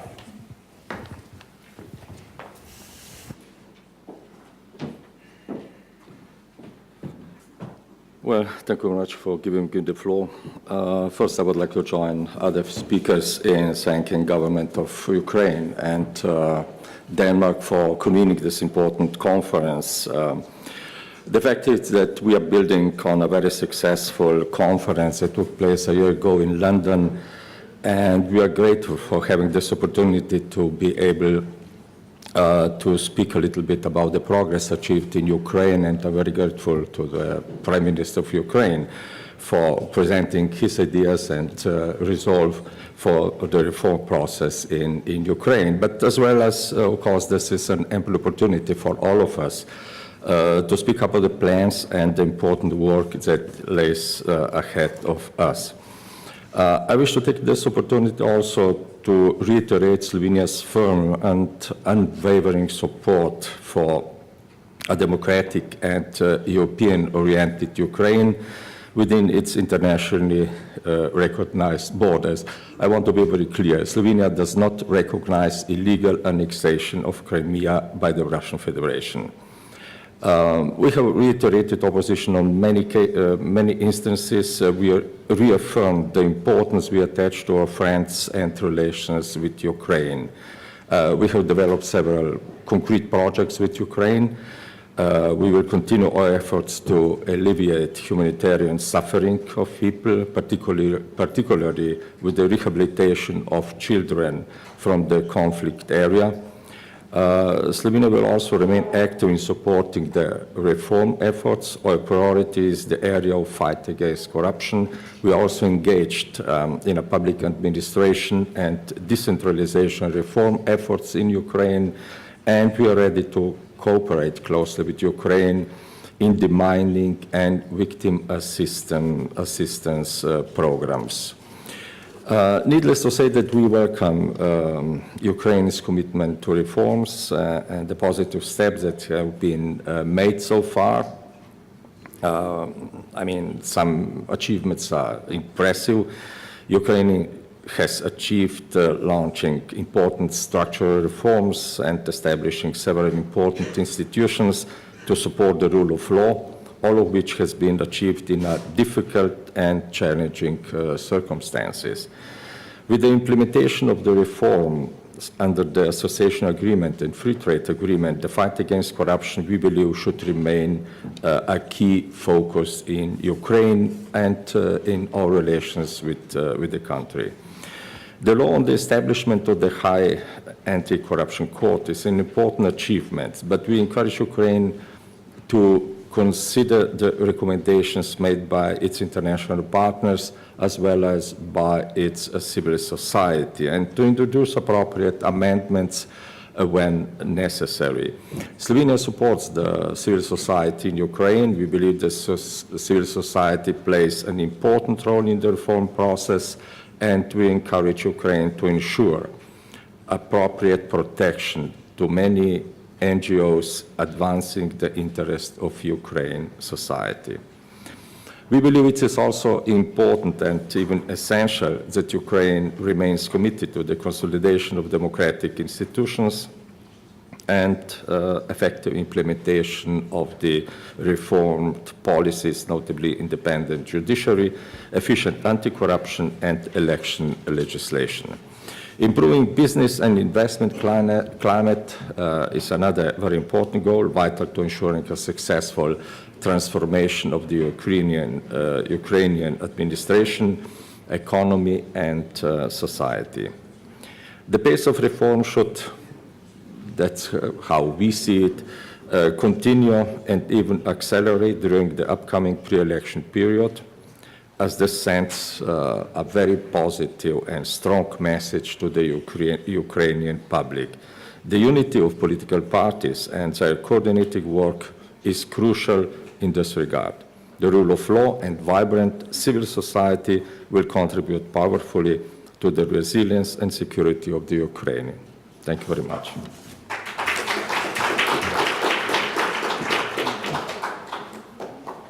And now, representing Finland, State Secretary Matti Antonen.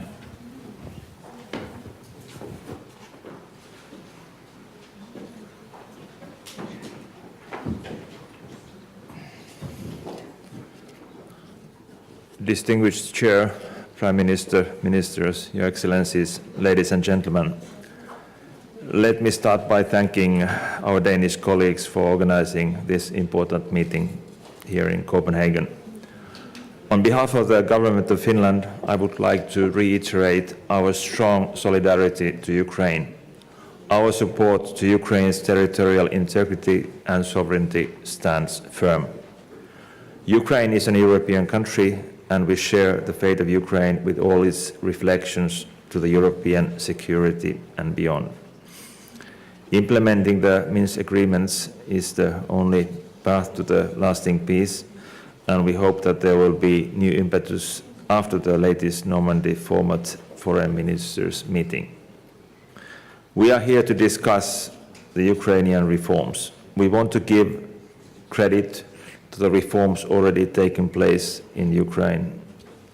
We also want to encourage you to continue with reforms, and Finland and other European friends are here to support you here. But the final ownership has, of course, to remain with Ukraine. We also encourage you to fully reap the benefits of Eastern Partnership, the Association Agreement, and a deep and comprehensive free trade area. Since the beginning of the conflict, Finland has allocated 35 million euros to projects in Ukraine. At the moment, we are increasing our support to education and energy efficiency. In education, which is the foundation of all societies, we will share Finnish experience and best practices from our own school system. In the energy sector, we will focus in energy efficiency, increasing the use of renewable energy and clean energy production. These all are essential to ensure sustainable energy supply, to decrease energy consumption, and to improve energy independence from external energy sources and to enhance resilience. Ministers, dear colleagues, Finland remains committed to stand by Ukraine in the reform work. Bold steps are needed. From our own experience, we know this is not easy, but essential. With these words, I wish Ukraine courage, resilience, and success in the work ahead. Thank you very much.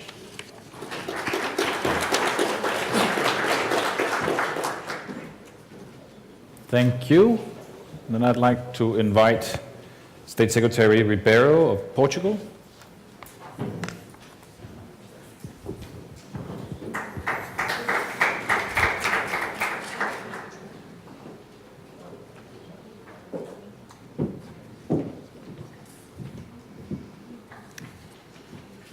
Prime Minister Groysman, dear colleagues, ladies and gentlemen, allow me first to thank, of course, the Danish government for promoting this conference and for the kind hospitality in which the sunny day also plays a role.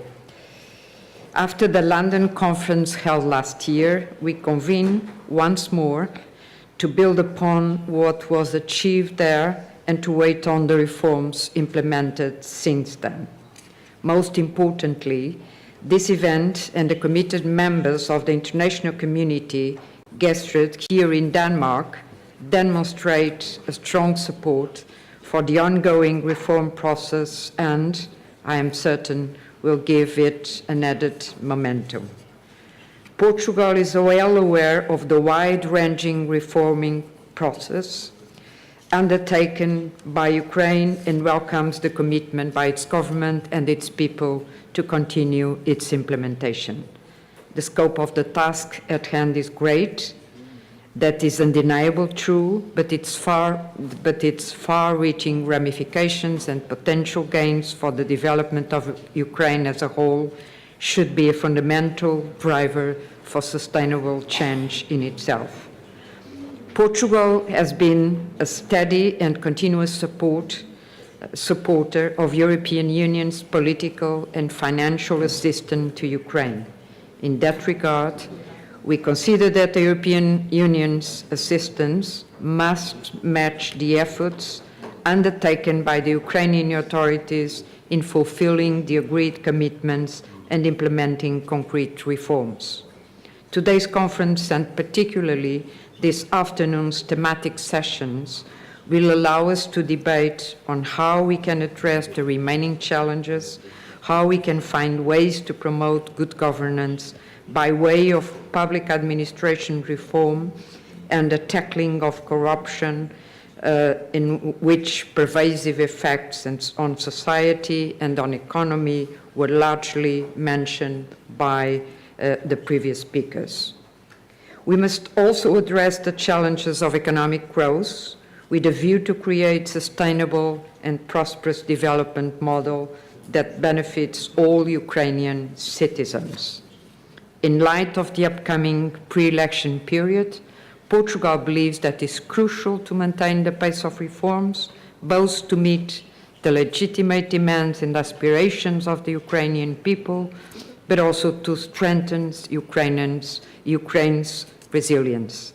In this common endeavor, you can count on our support. Thank you very much.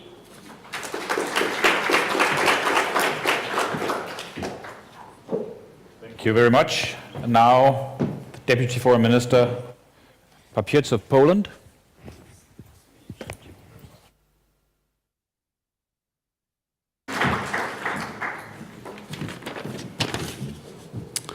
Prime Minister Horstman, Excellencies, dear colleagues, friends of Ukraine.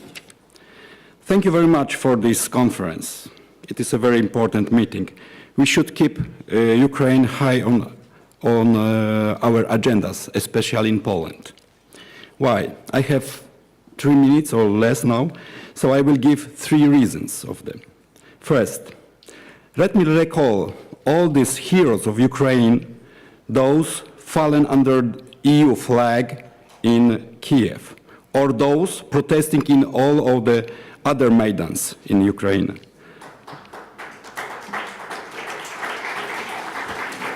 Let us not forget the effort of Ukrainian soldiers now in the east, in the Donbass and other places in Ukraine. They are fighting every day to protect the independence of their country. Your sacrifice will not be forgotten, not only in Ukraine, also in Poland, in other countries. Second, Ukrainian people were clear. They want to build a safe country. They want a country free of corruption. They want an accountable government. They want to be closer to the European Union. We hear you clearly. Today we emphasized the importance of the reform effort made by the Ukrainian government. Many said that already. More reforms have been implemented during the last 4 years than during the last 2 decades.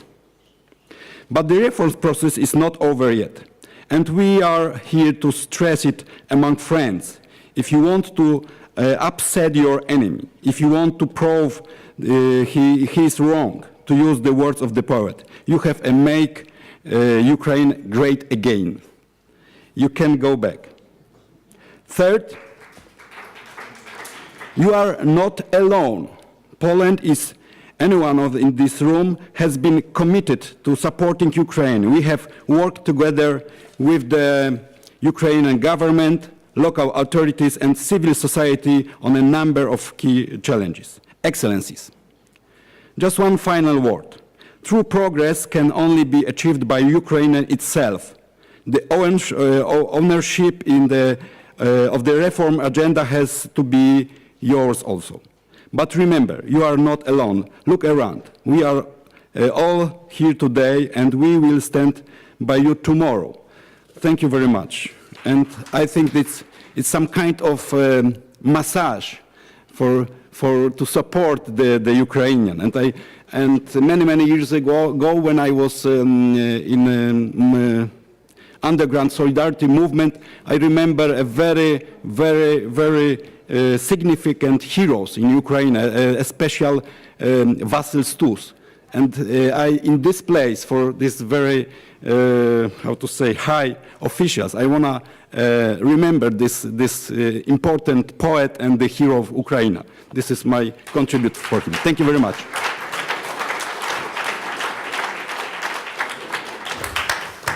Thank you very much. And now the Political Director, Antje Lendertse of Germany.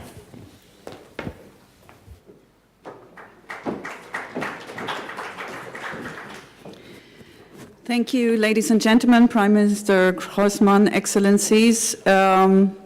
Despite the extremely difficult security situation and the pressure of illegal annexation of Crimea and the ongoing destabilization in eastern Ukraine by the Russian Federation, Ukraine has made its choice.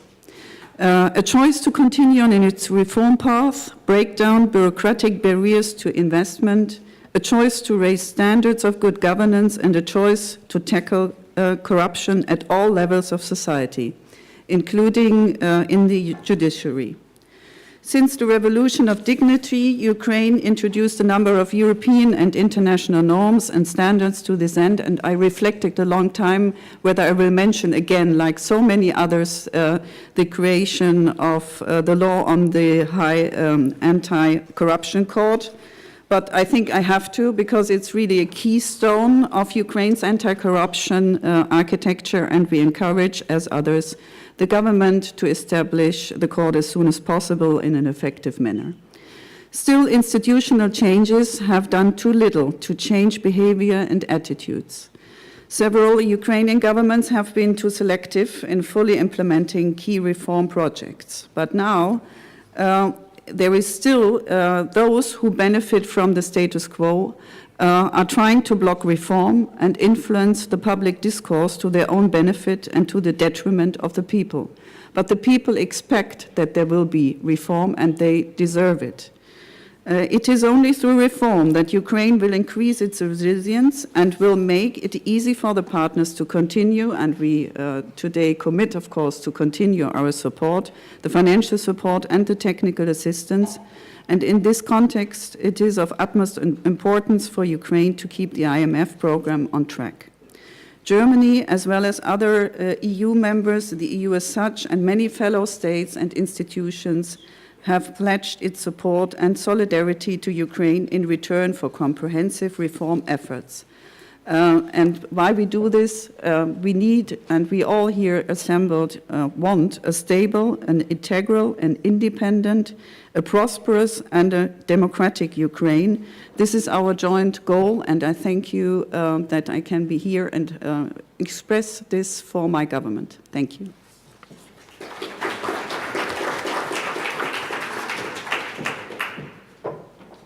Thank you very much. And now representing France, Deputy Political Director Eric Danon.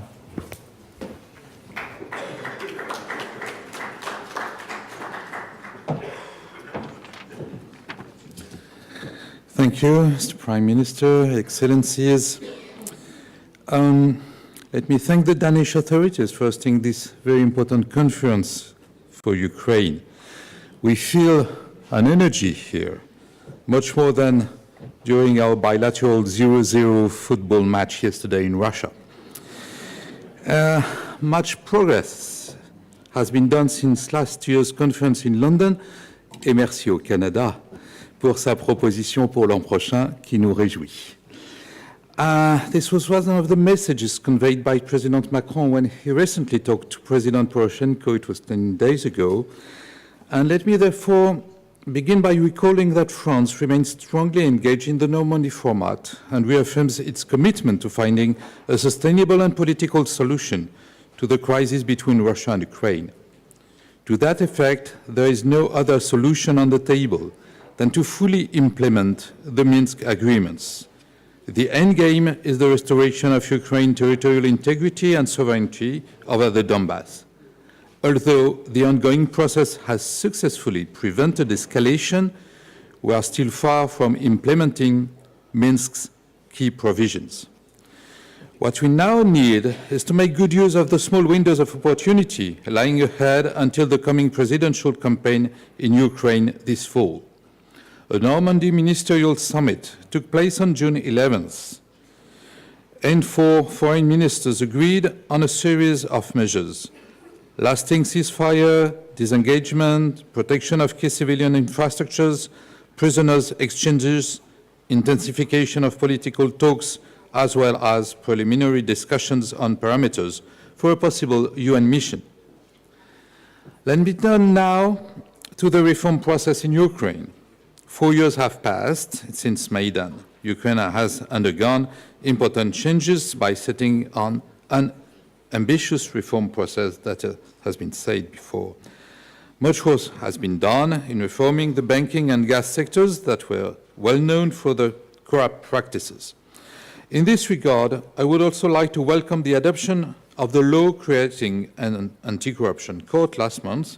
It is very important for us that this court becomes effective as soon as possible and effectively meets the standards expected by the IMF, the G7 and the EU. The recent adoption of the law on privatization of state-owned assets adopted in January 2018 is also a very positive step towards modernizing the economy and attracting foreign investors. Undeniably, Ukraine has shown it was committed to break away from its past and to undergo deep structural changes.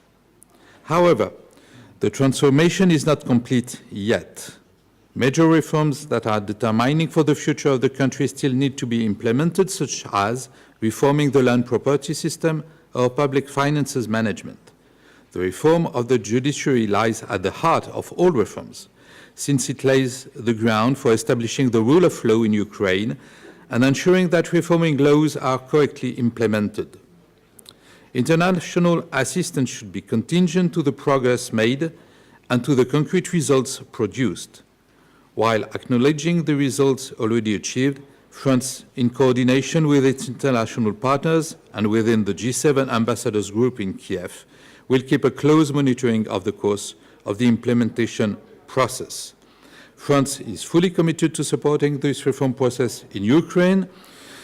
We are standing by, and we are very honored, inter alia, to be the leading European partner for the Support to Justice sector reforms in Ukraine project, also known as PRAVO project, aimed at consolidating the reform of the judiciary in Ukraine. Mr. Prime Minister, Ministers, Excellencies, thank you.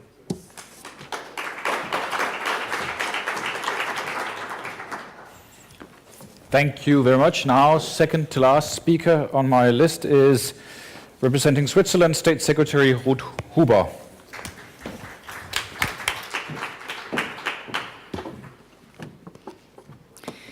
Excellencies, ladies and gentlemen, first of all, let me express the deep appreciation of the Government of Switzerland to the Prime Minister and the Government of Ukraine, and to the Prime Minister and the Government of Denmark for convening today's conference.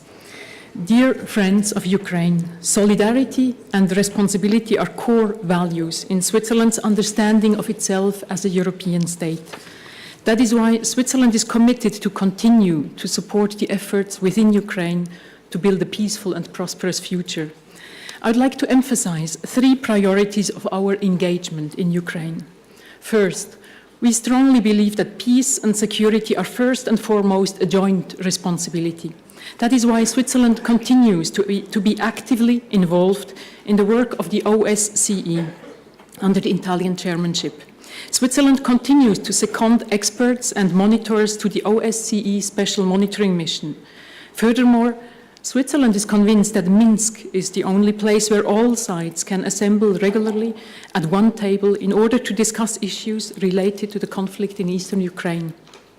We therefore support the work of the Trilateral Contact Group through the secondment of the coordinator of the Working Group on Humanitarian Issues. Secondly, we will continue our efforts to alleviate the suffering of the people most affected by the conflict. Switzerland will pursue its assistance to eastern Ukraine in order to support those affected by the conflict, including internally displaced people and their host communities. Switzerland has been providing humanitarian assistance through direct assistance and as part of international relief efforts. Switzerland is also pursuing a longer-term development approach. In this respect, the capacities of local, regional, and national institutions to deliver services effectively need to be strengthened. And thirdly, Switzerland remains committed to supporting Ukraine in continuing its decentralization and local governance reforms, its healthcare reform, and inclusive, sustainable economic development. Ukraine's unprecedented reform efforts are already yielding tangible results, which call for increased communication efforts. But for Ukraine to thrive, the economy needs to grow. We remain committed to working with Ukraine on the reforms that foster economic growth. This includes framework conditions for SMEs, including facilitated access to finance, the further integration of high-quality agricultural goods into global agricultural value chains, the more efficient use of energy in industry and local public services. But of particular importance are further advances in the area of judicial reforms and anti-corruption, building upon the new law signed yesterday, as we have heard. As we all know, corruption and vested interests slow down progress and discourage investment. Ladies and gentlemen, making reform happen is a long and winding road, but never forget where and why you started. Your original objective must continue to motivate and guide you to your final destination. Let me reiterate in conclusion that Switzerland remains firmly committed to supporting Ukraine on its path towards a more prosperous and democratic state where all voices are heard and no one is left behind. Thank you.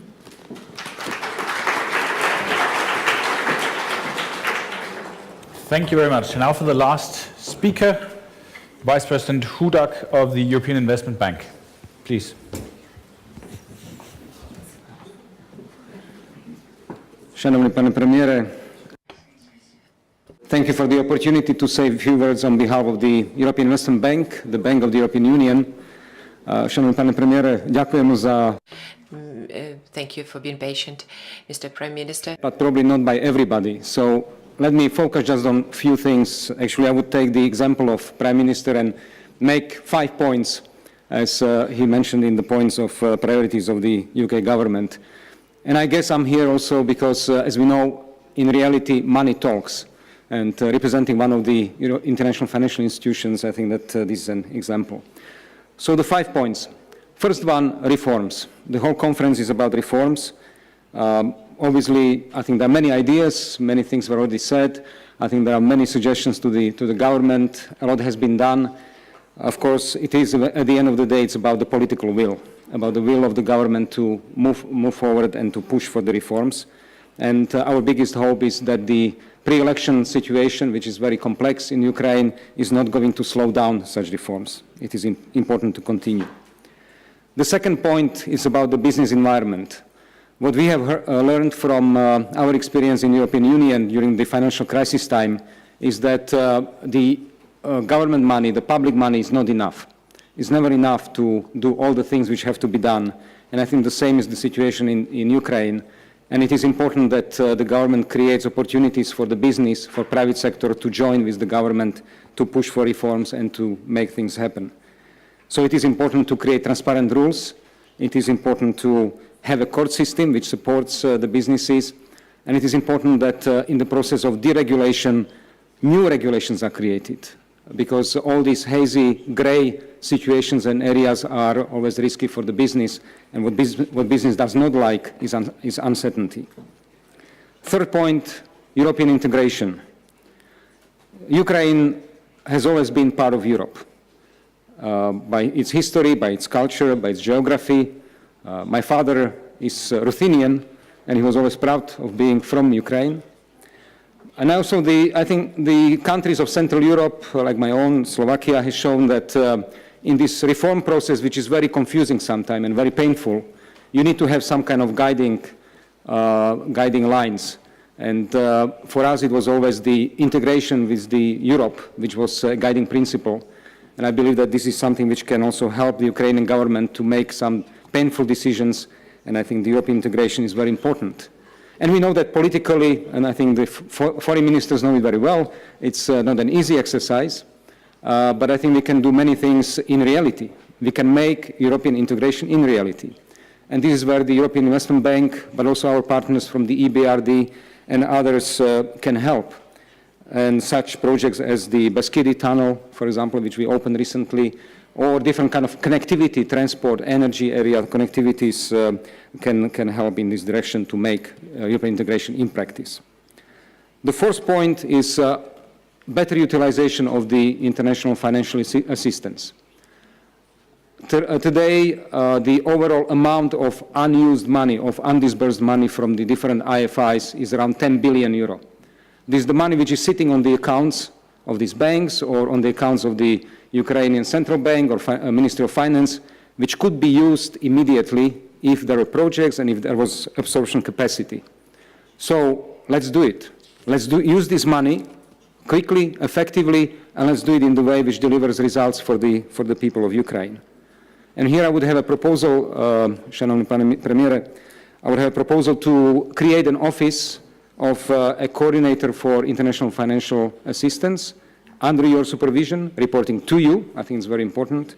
And who would coordinate such cooperation with IFIs, and who would also make sure that the delivery of projects and the utilization of the funds available is done quickly, and there is a kind of fast-track status for the projects supported by IFIs. Thank you.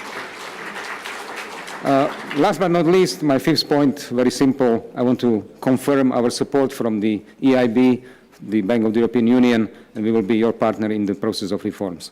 Thank you. Ďakujem.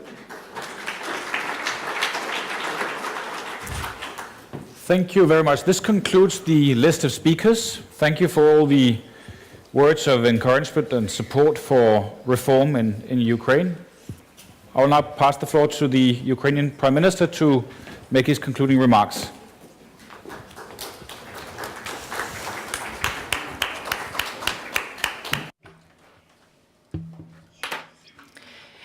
Good afternoon again.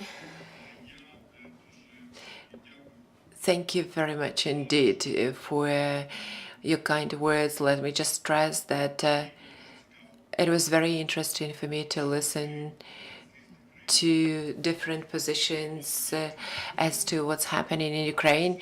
The views are different, are diverse, and that brings the idea in my mind that we need to work jointly to make realistic assessment of the progress of the reforms as well as the tasks we are facing in the future. That's why the idea that I came up with to create a small group that would be able to assess both the progress as well as tasks and tools available would be really appropriate, so that everybody, including those present in this room, could have adequate understanding of the situation in the country. But let me go back to what we started and where we are going to. As soon as I hear that we encourage the government to continue reforms, let me answer to that. Okay, we do appreciate this encouragement, but we are already encouraged. We are encouraged by our state, by the aspiration of the people to change their life. We are willing to change the quality of life in our country. We know that the potential of a 45 million people country is really very high. And in this case, let me encourage international partners of Ukraine so that we, by practical, specific joint efforts, could speed up this process. And you are speaking the truth. You are talking about the right things, that there is the country that is partly remains of the old system and the country of new solutions. You are quite right to say that here we have more tangible success, and in some things we need to invest more efforts to see the results. But as soon as we are talking about the transformational period, transitional period, we have to note that in addition to decentralization that was started on April 1, 2014, in 2014, in extremely difficult conditions when we had $10,000 on the account. We had Russian aggression, annexation of Crimea. At that time, we shaped new Ukrainian institutions following democratic elections. And in fact, on January 15, with new parliament and new government, a new president, we launched on the path of changes. Actually, 3 years after that, we are talking about the results, and I'm very proud that our European partners, international community, have successes that is a result of the hundreds of years of development of their countries. But 20 plus years of our independence, well, you know, you have to remember that for more than 70 years we were part of the Soviet Union. We have a little bit more than 20 years of our independence. And we are almost the only country in the post-Soviet space that has a clear-cut focus in terms of the values and priorities that we have. And today, we started changing the system. In fact, we see the birth of absolutely new European Ukrainian state developing, shaping, and being born. And that's only 3 years after that. I want to speed up the process. I want to see better quality, but not everything depends on me. Everything depends on our joint efforts, and what we need to do in our state is something that we set as the task for us to complete. What is happening simultaneously in our country? And just imagine, can you just imagine this? Simultaneously, we have several processes going on in Ukraine. It's just at the same time. Full reset of the public service in the country, the reform of the government of the country, large-scale decentralization reform in the country, given the total centralization for the previous decades. History. We started energy sector reform. We started developing new judiciary system in the country. We are restoring and strengthening security and armed forces of Ukraine. We started changes in education, healthcare. We started introducing corporate governance in state public sector. We started on privatization that was supposed to have been worked on 20 years ago. And that's just a short list of the scenes of the tasks that we deal with on an everyday basis. And the range, the scope of this task and speeding up the success, all that depends on our joint efforts as well. So I believe that at this conference, or as a result of this conference, we'll set up this group that would professionally identify and assess what is it that we have today, what is it that we are going to have in a year, and we'll develop a long-term strategy of success. Let me just note that the most incentivized and encouraged are Ukrainians themselves in that. And naturally, for us, it is very important to remain a reliable, predictable partner for our international partners. And today,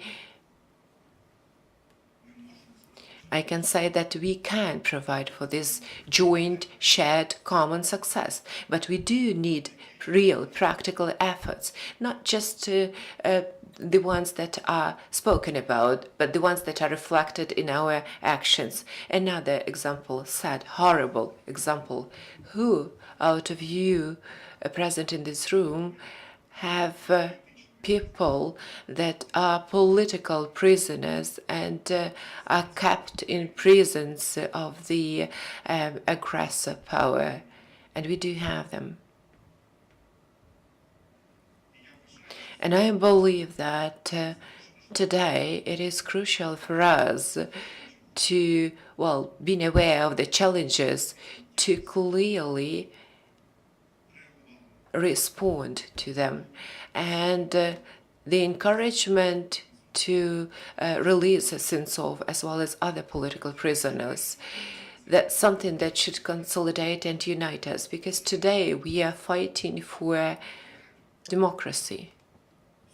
Today, Russia is afraid and fear the success in Ukraine and does everything to hinder that, not to allow for this success. And that's the fight inside Ukraine as well.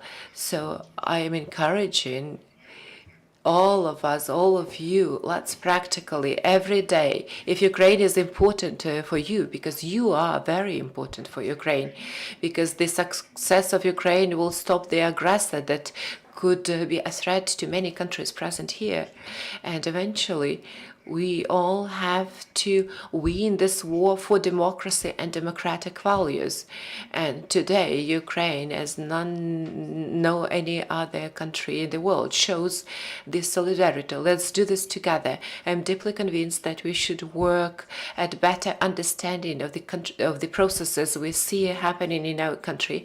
I very much hope that we'll work to make the next conference happen, and we'll make sure that the representation of the countries is going to be high at this conference to make important strategic decisions that will make democratic world stronger. I think that deserves our joint efforts and fight. Thank you very much for attention, for the readiness to be with Ukraine, and please remember that Ukraine is always with you. Ukraine is now with you.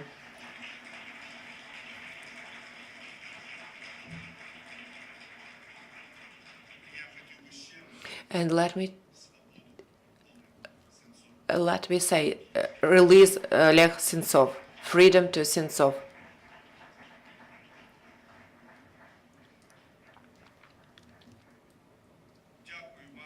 Thank you very much to all of you.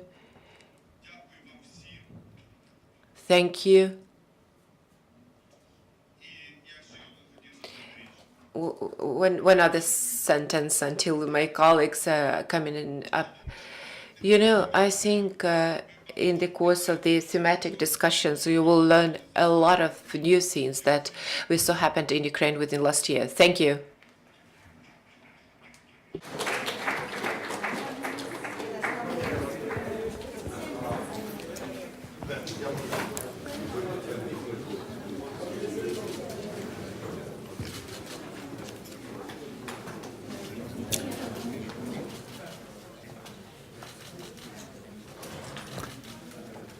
Thank you very much.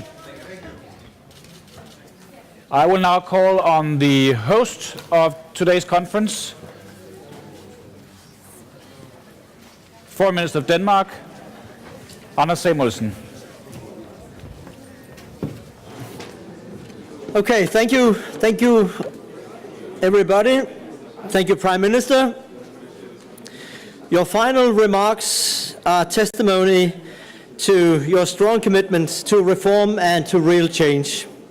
The reform results, which you have outlined here today, are indeed impressive.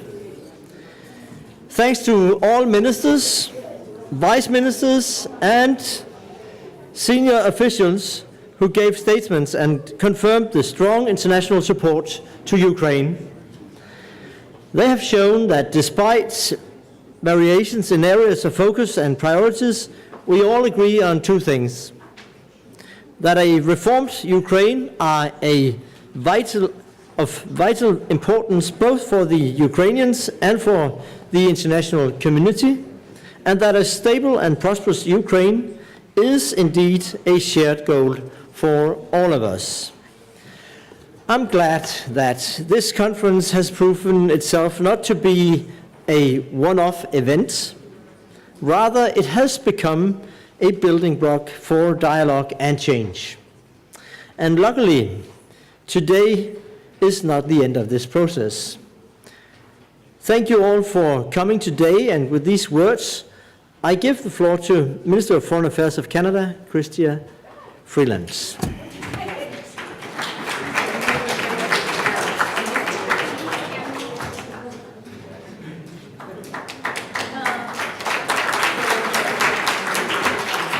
Okay, well, you surprised me with that, Anders. I didn't know there was more to say. So let me just say thank you very much, Anders, and to the Danish colleagues for their great work this year.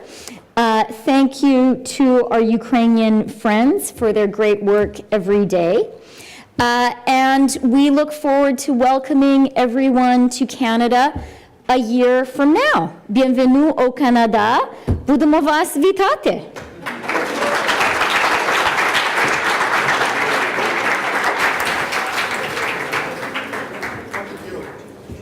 That was the end of the plenary session. There will now be a press conference with the Prime Minister of Ukraine, the Foreign Minister of Denmark, EU High Representative, UK Foreign Secretary, as well as the Foreign Ministers of Canada and the Ukraine.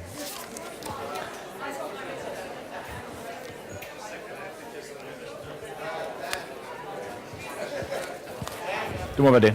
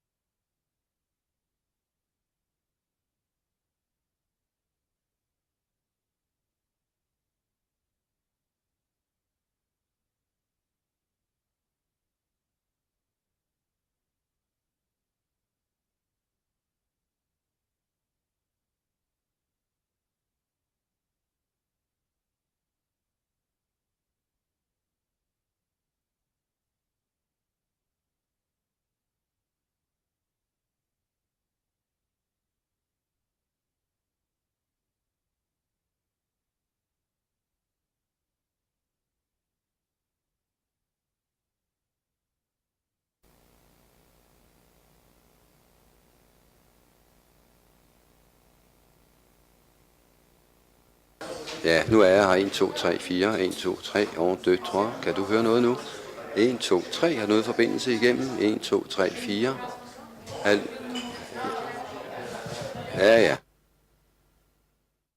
Ja, men jeg taler igen. 1, 2, 3, 4, 5, 6, 7, 8. Yksi, kaksi, kolme, nælge. Nå, 1, 2. Ja, men jeg taler ikke fuldt tryk på, vel, men det vil nok være 6 dB højere, når jeg lige taler herinde, ikke? Okay.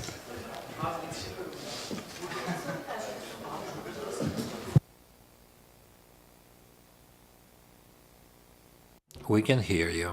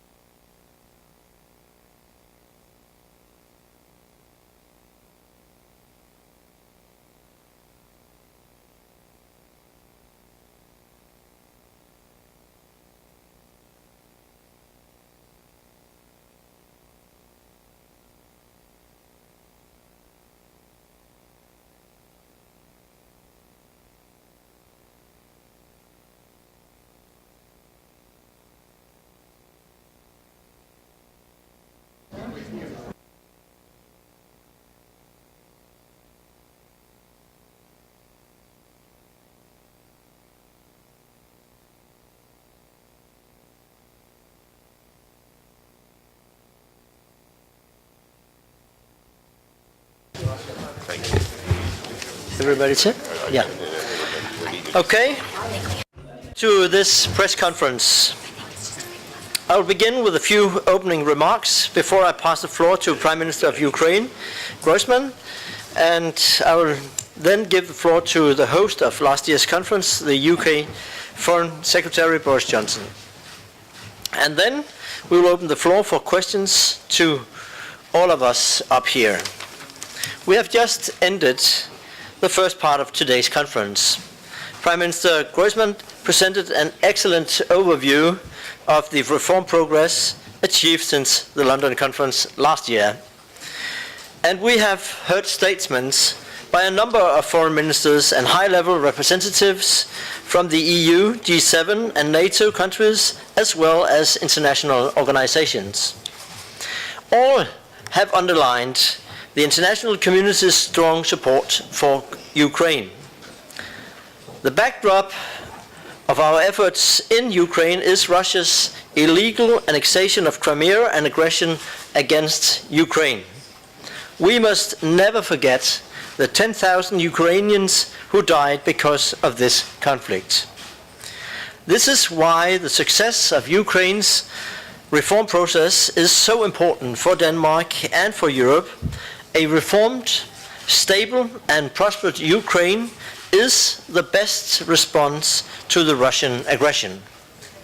And it will demonstrate to the criminal that Europe will not accept returning to a Cold War between East and West based on spheres of interests.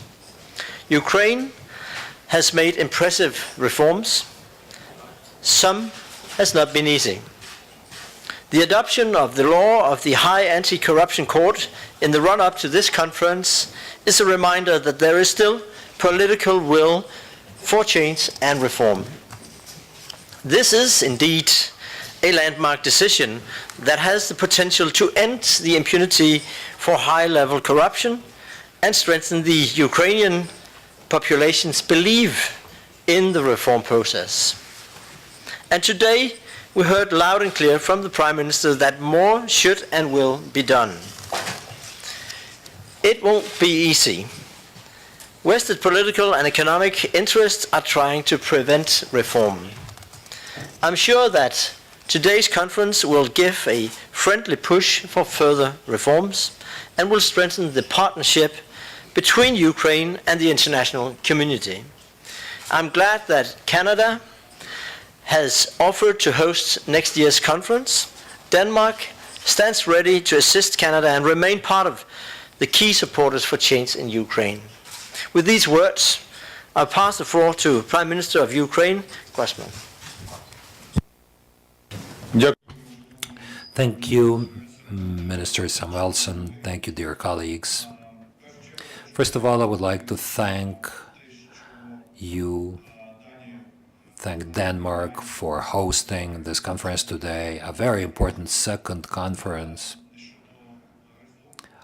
on Ukrainian reforms. This is a platform that brings us all together, allowing us to exchange opinions about the status of the things in Ukraine, the reforms, the transformations taking place in Ukraine, evaluate them, plan them for the future. That's the end of the first part, where we have discussed the current situation. Now there's going to be a second part where we're going to hear some very interesting panels, where we will talk more about those tasks and objectives that we have on our agenda that Ukraine has already implemented, which were our tasks, our homework.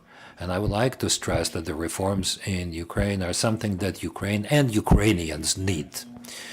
We live through difficult times when a new Ukrainian state is being built and developed, and to be successful, to be faster, we need support of the democratic world.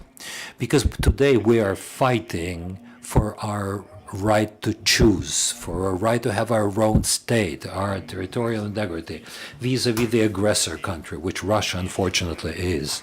And when we speak about the losses that we're bearing, and they're the highest ones, casualties, people's lives, tragedies. Today there's almost 11,000 people who have been killed by Russia in Ukraine, in my country, sovereign country. More than 27,000 wounded people. Every day we face challenges,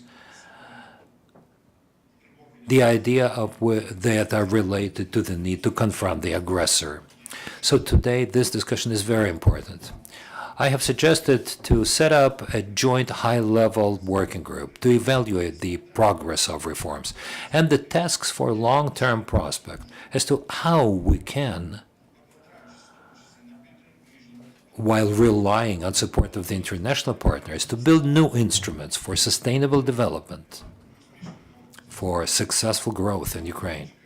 This is what the Ukrainians are waiting for. That's what our international partners are waiting for.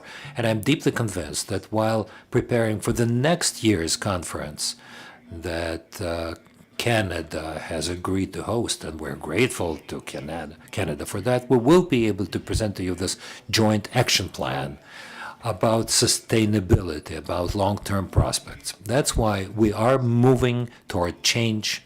We have been able to provide progress in many areas. We have very many tasks. As I have said it today, this effective period of change has only been now 3 years.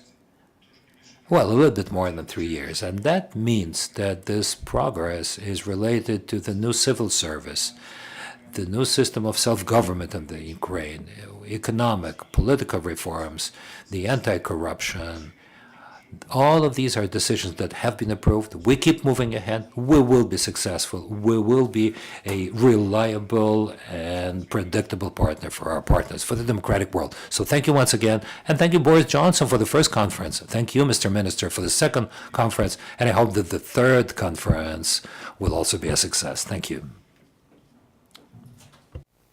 Very, very quickly, I just want to congratulate you and as Minister Samuelson, I should say, on organising this so well, and to say how uplifting it has been to hear from our Ukrainian friends about the progress that you are making, Prime Minister Groysman and Pavlo. It's great to hear that you're doing this in the teeth of opposition and intimidation from Russia. And we know what's still going on in the Donbass. We know what happened in Crimea. It is vital that we stick up for our friends in Ukraine. And we're going to be carrying that message to the NATO summit and beyond. And believe me, I was also very pleased to hear about some of the things that you're doing with the high-level anti-corruption court.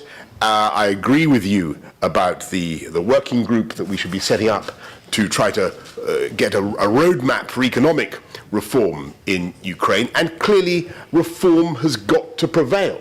It must prevail, and it will prevail. I think the people of Ukraine will win from this process, and all I want to say is that the UK will be with you every step of the way. We're there supporting you in training your military, we're there in helping you to tackle corruption, helping you with the judiciary, and in many other respects, and we are there for the long term. So I think this process of Ukraine reform conferences is extremely valuable. I'm delighted to say that Christia is taking on the torch is being passed next year in a smooth three-quarter movement down the line. That's a metaphor from rugby, by the way. Down the line to Christia, who will be hosting it next year. Thank you very much. The floor is open for questions. Start with that. This is a question from TV to Denmark to Mr. Prime Minister Griezmann.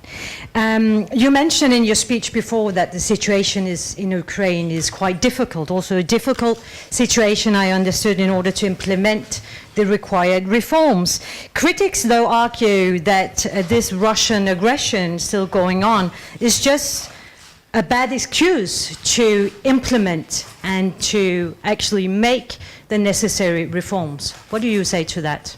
I mean, some reforms can be made even though Russia is aggressing your country.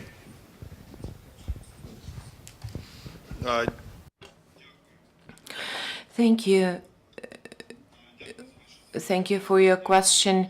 In fact, Russian tanks that attack the sovereign state are hindering a lot of different processes, in particular expanding the reforms over the occupied territories, as well as the Crimea that has been annexed. But in the course of 3 years and a half, we managed to undertake and implement structural changes. I do understand that in democratic world we always have those who support and criticize. The same in Ukraine. We have those who support and who criticize us. We welcome constructive criticism, but Russia will never stop us in our aspiration to become full-fledged partner of large Europe.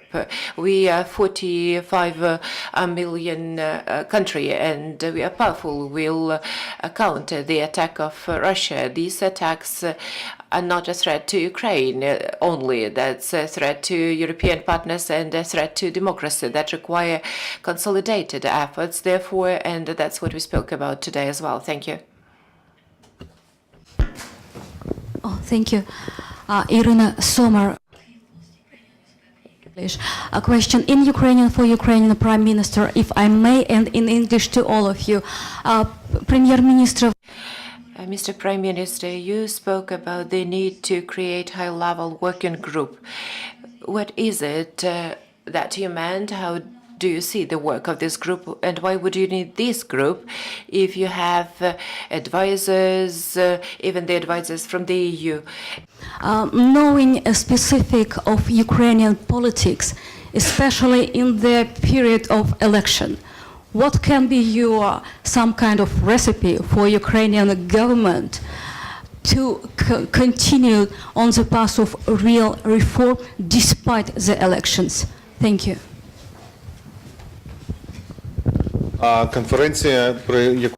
The conference today is the platform that allow to assess the progress of changes and set up the priorities for the upcoming period. But we need to expand the planning period, the scope of it.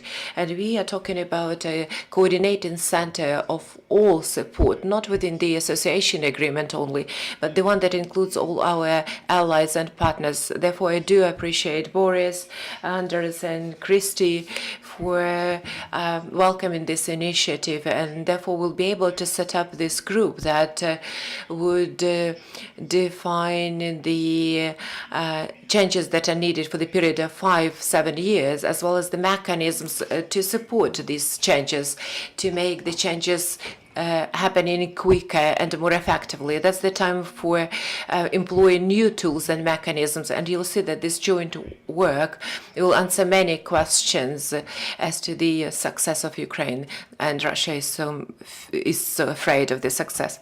Say that Ukraine will have an electoral year next year, but there's still almost 1 year to go to the first election. So time is still there to put in place, put in the pipeline and implement the important reforms that have been done already and that are still needed. And I want to say here in front of the media what I had already the opportunity to say in front of the media in Kiev. I really am impressed by the determination and the energy with which the Prime Minister and the government are pushing for reforms, especially on the anti-corruption. I believe this is really key for your country. So the encouragement is to continue and to add good reforms to the good reforms that have been already put in place.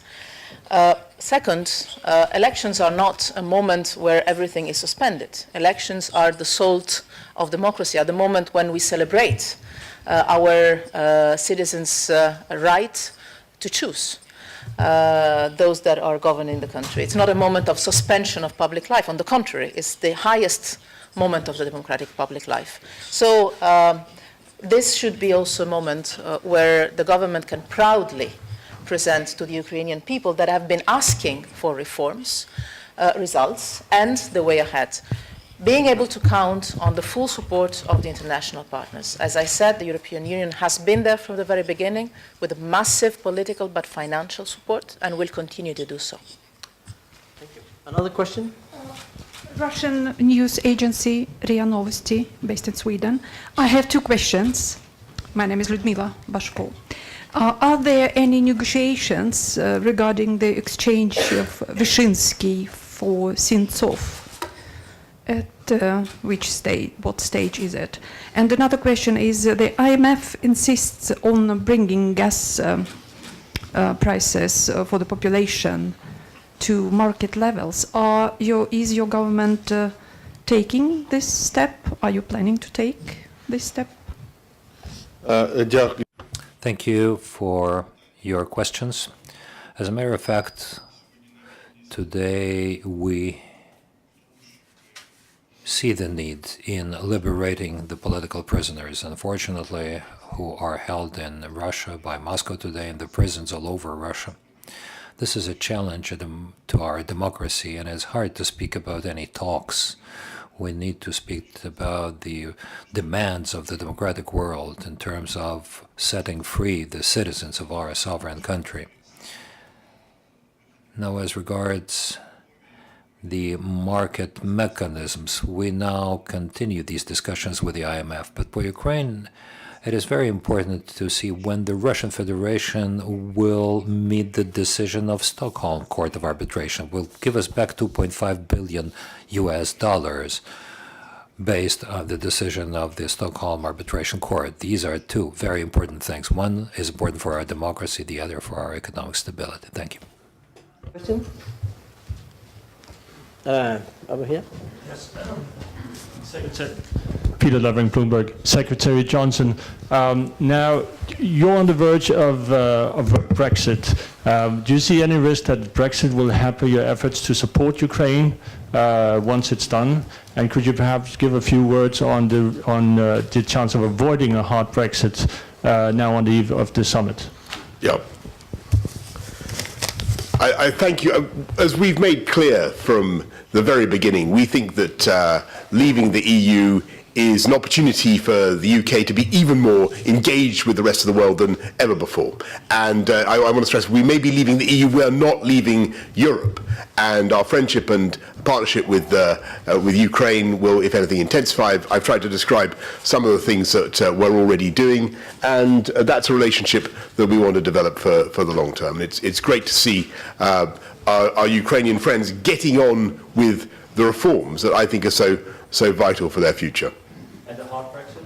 Avoiding that? There is going to be glorious, new deal that we'll be able to do in the course of the next year or so. And believe me, it will leave the relationship between the UK and Ukraine intact, and if anything, it will enable us to do even more than we've been doing already. Thank you very much. Thank you. Thank you. Good. Okay.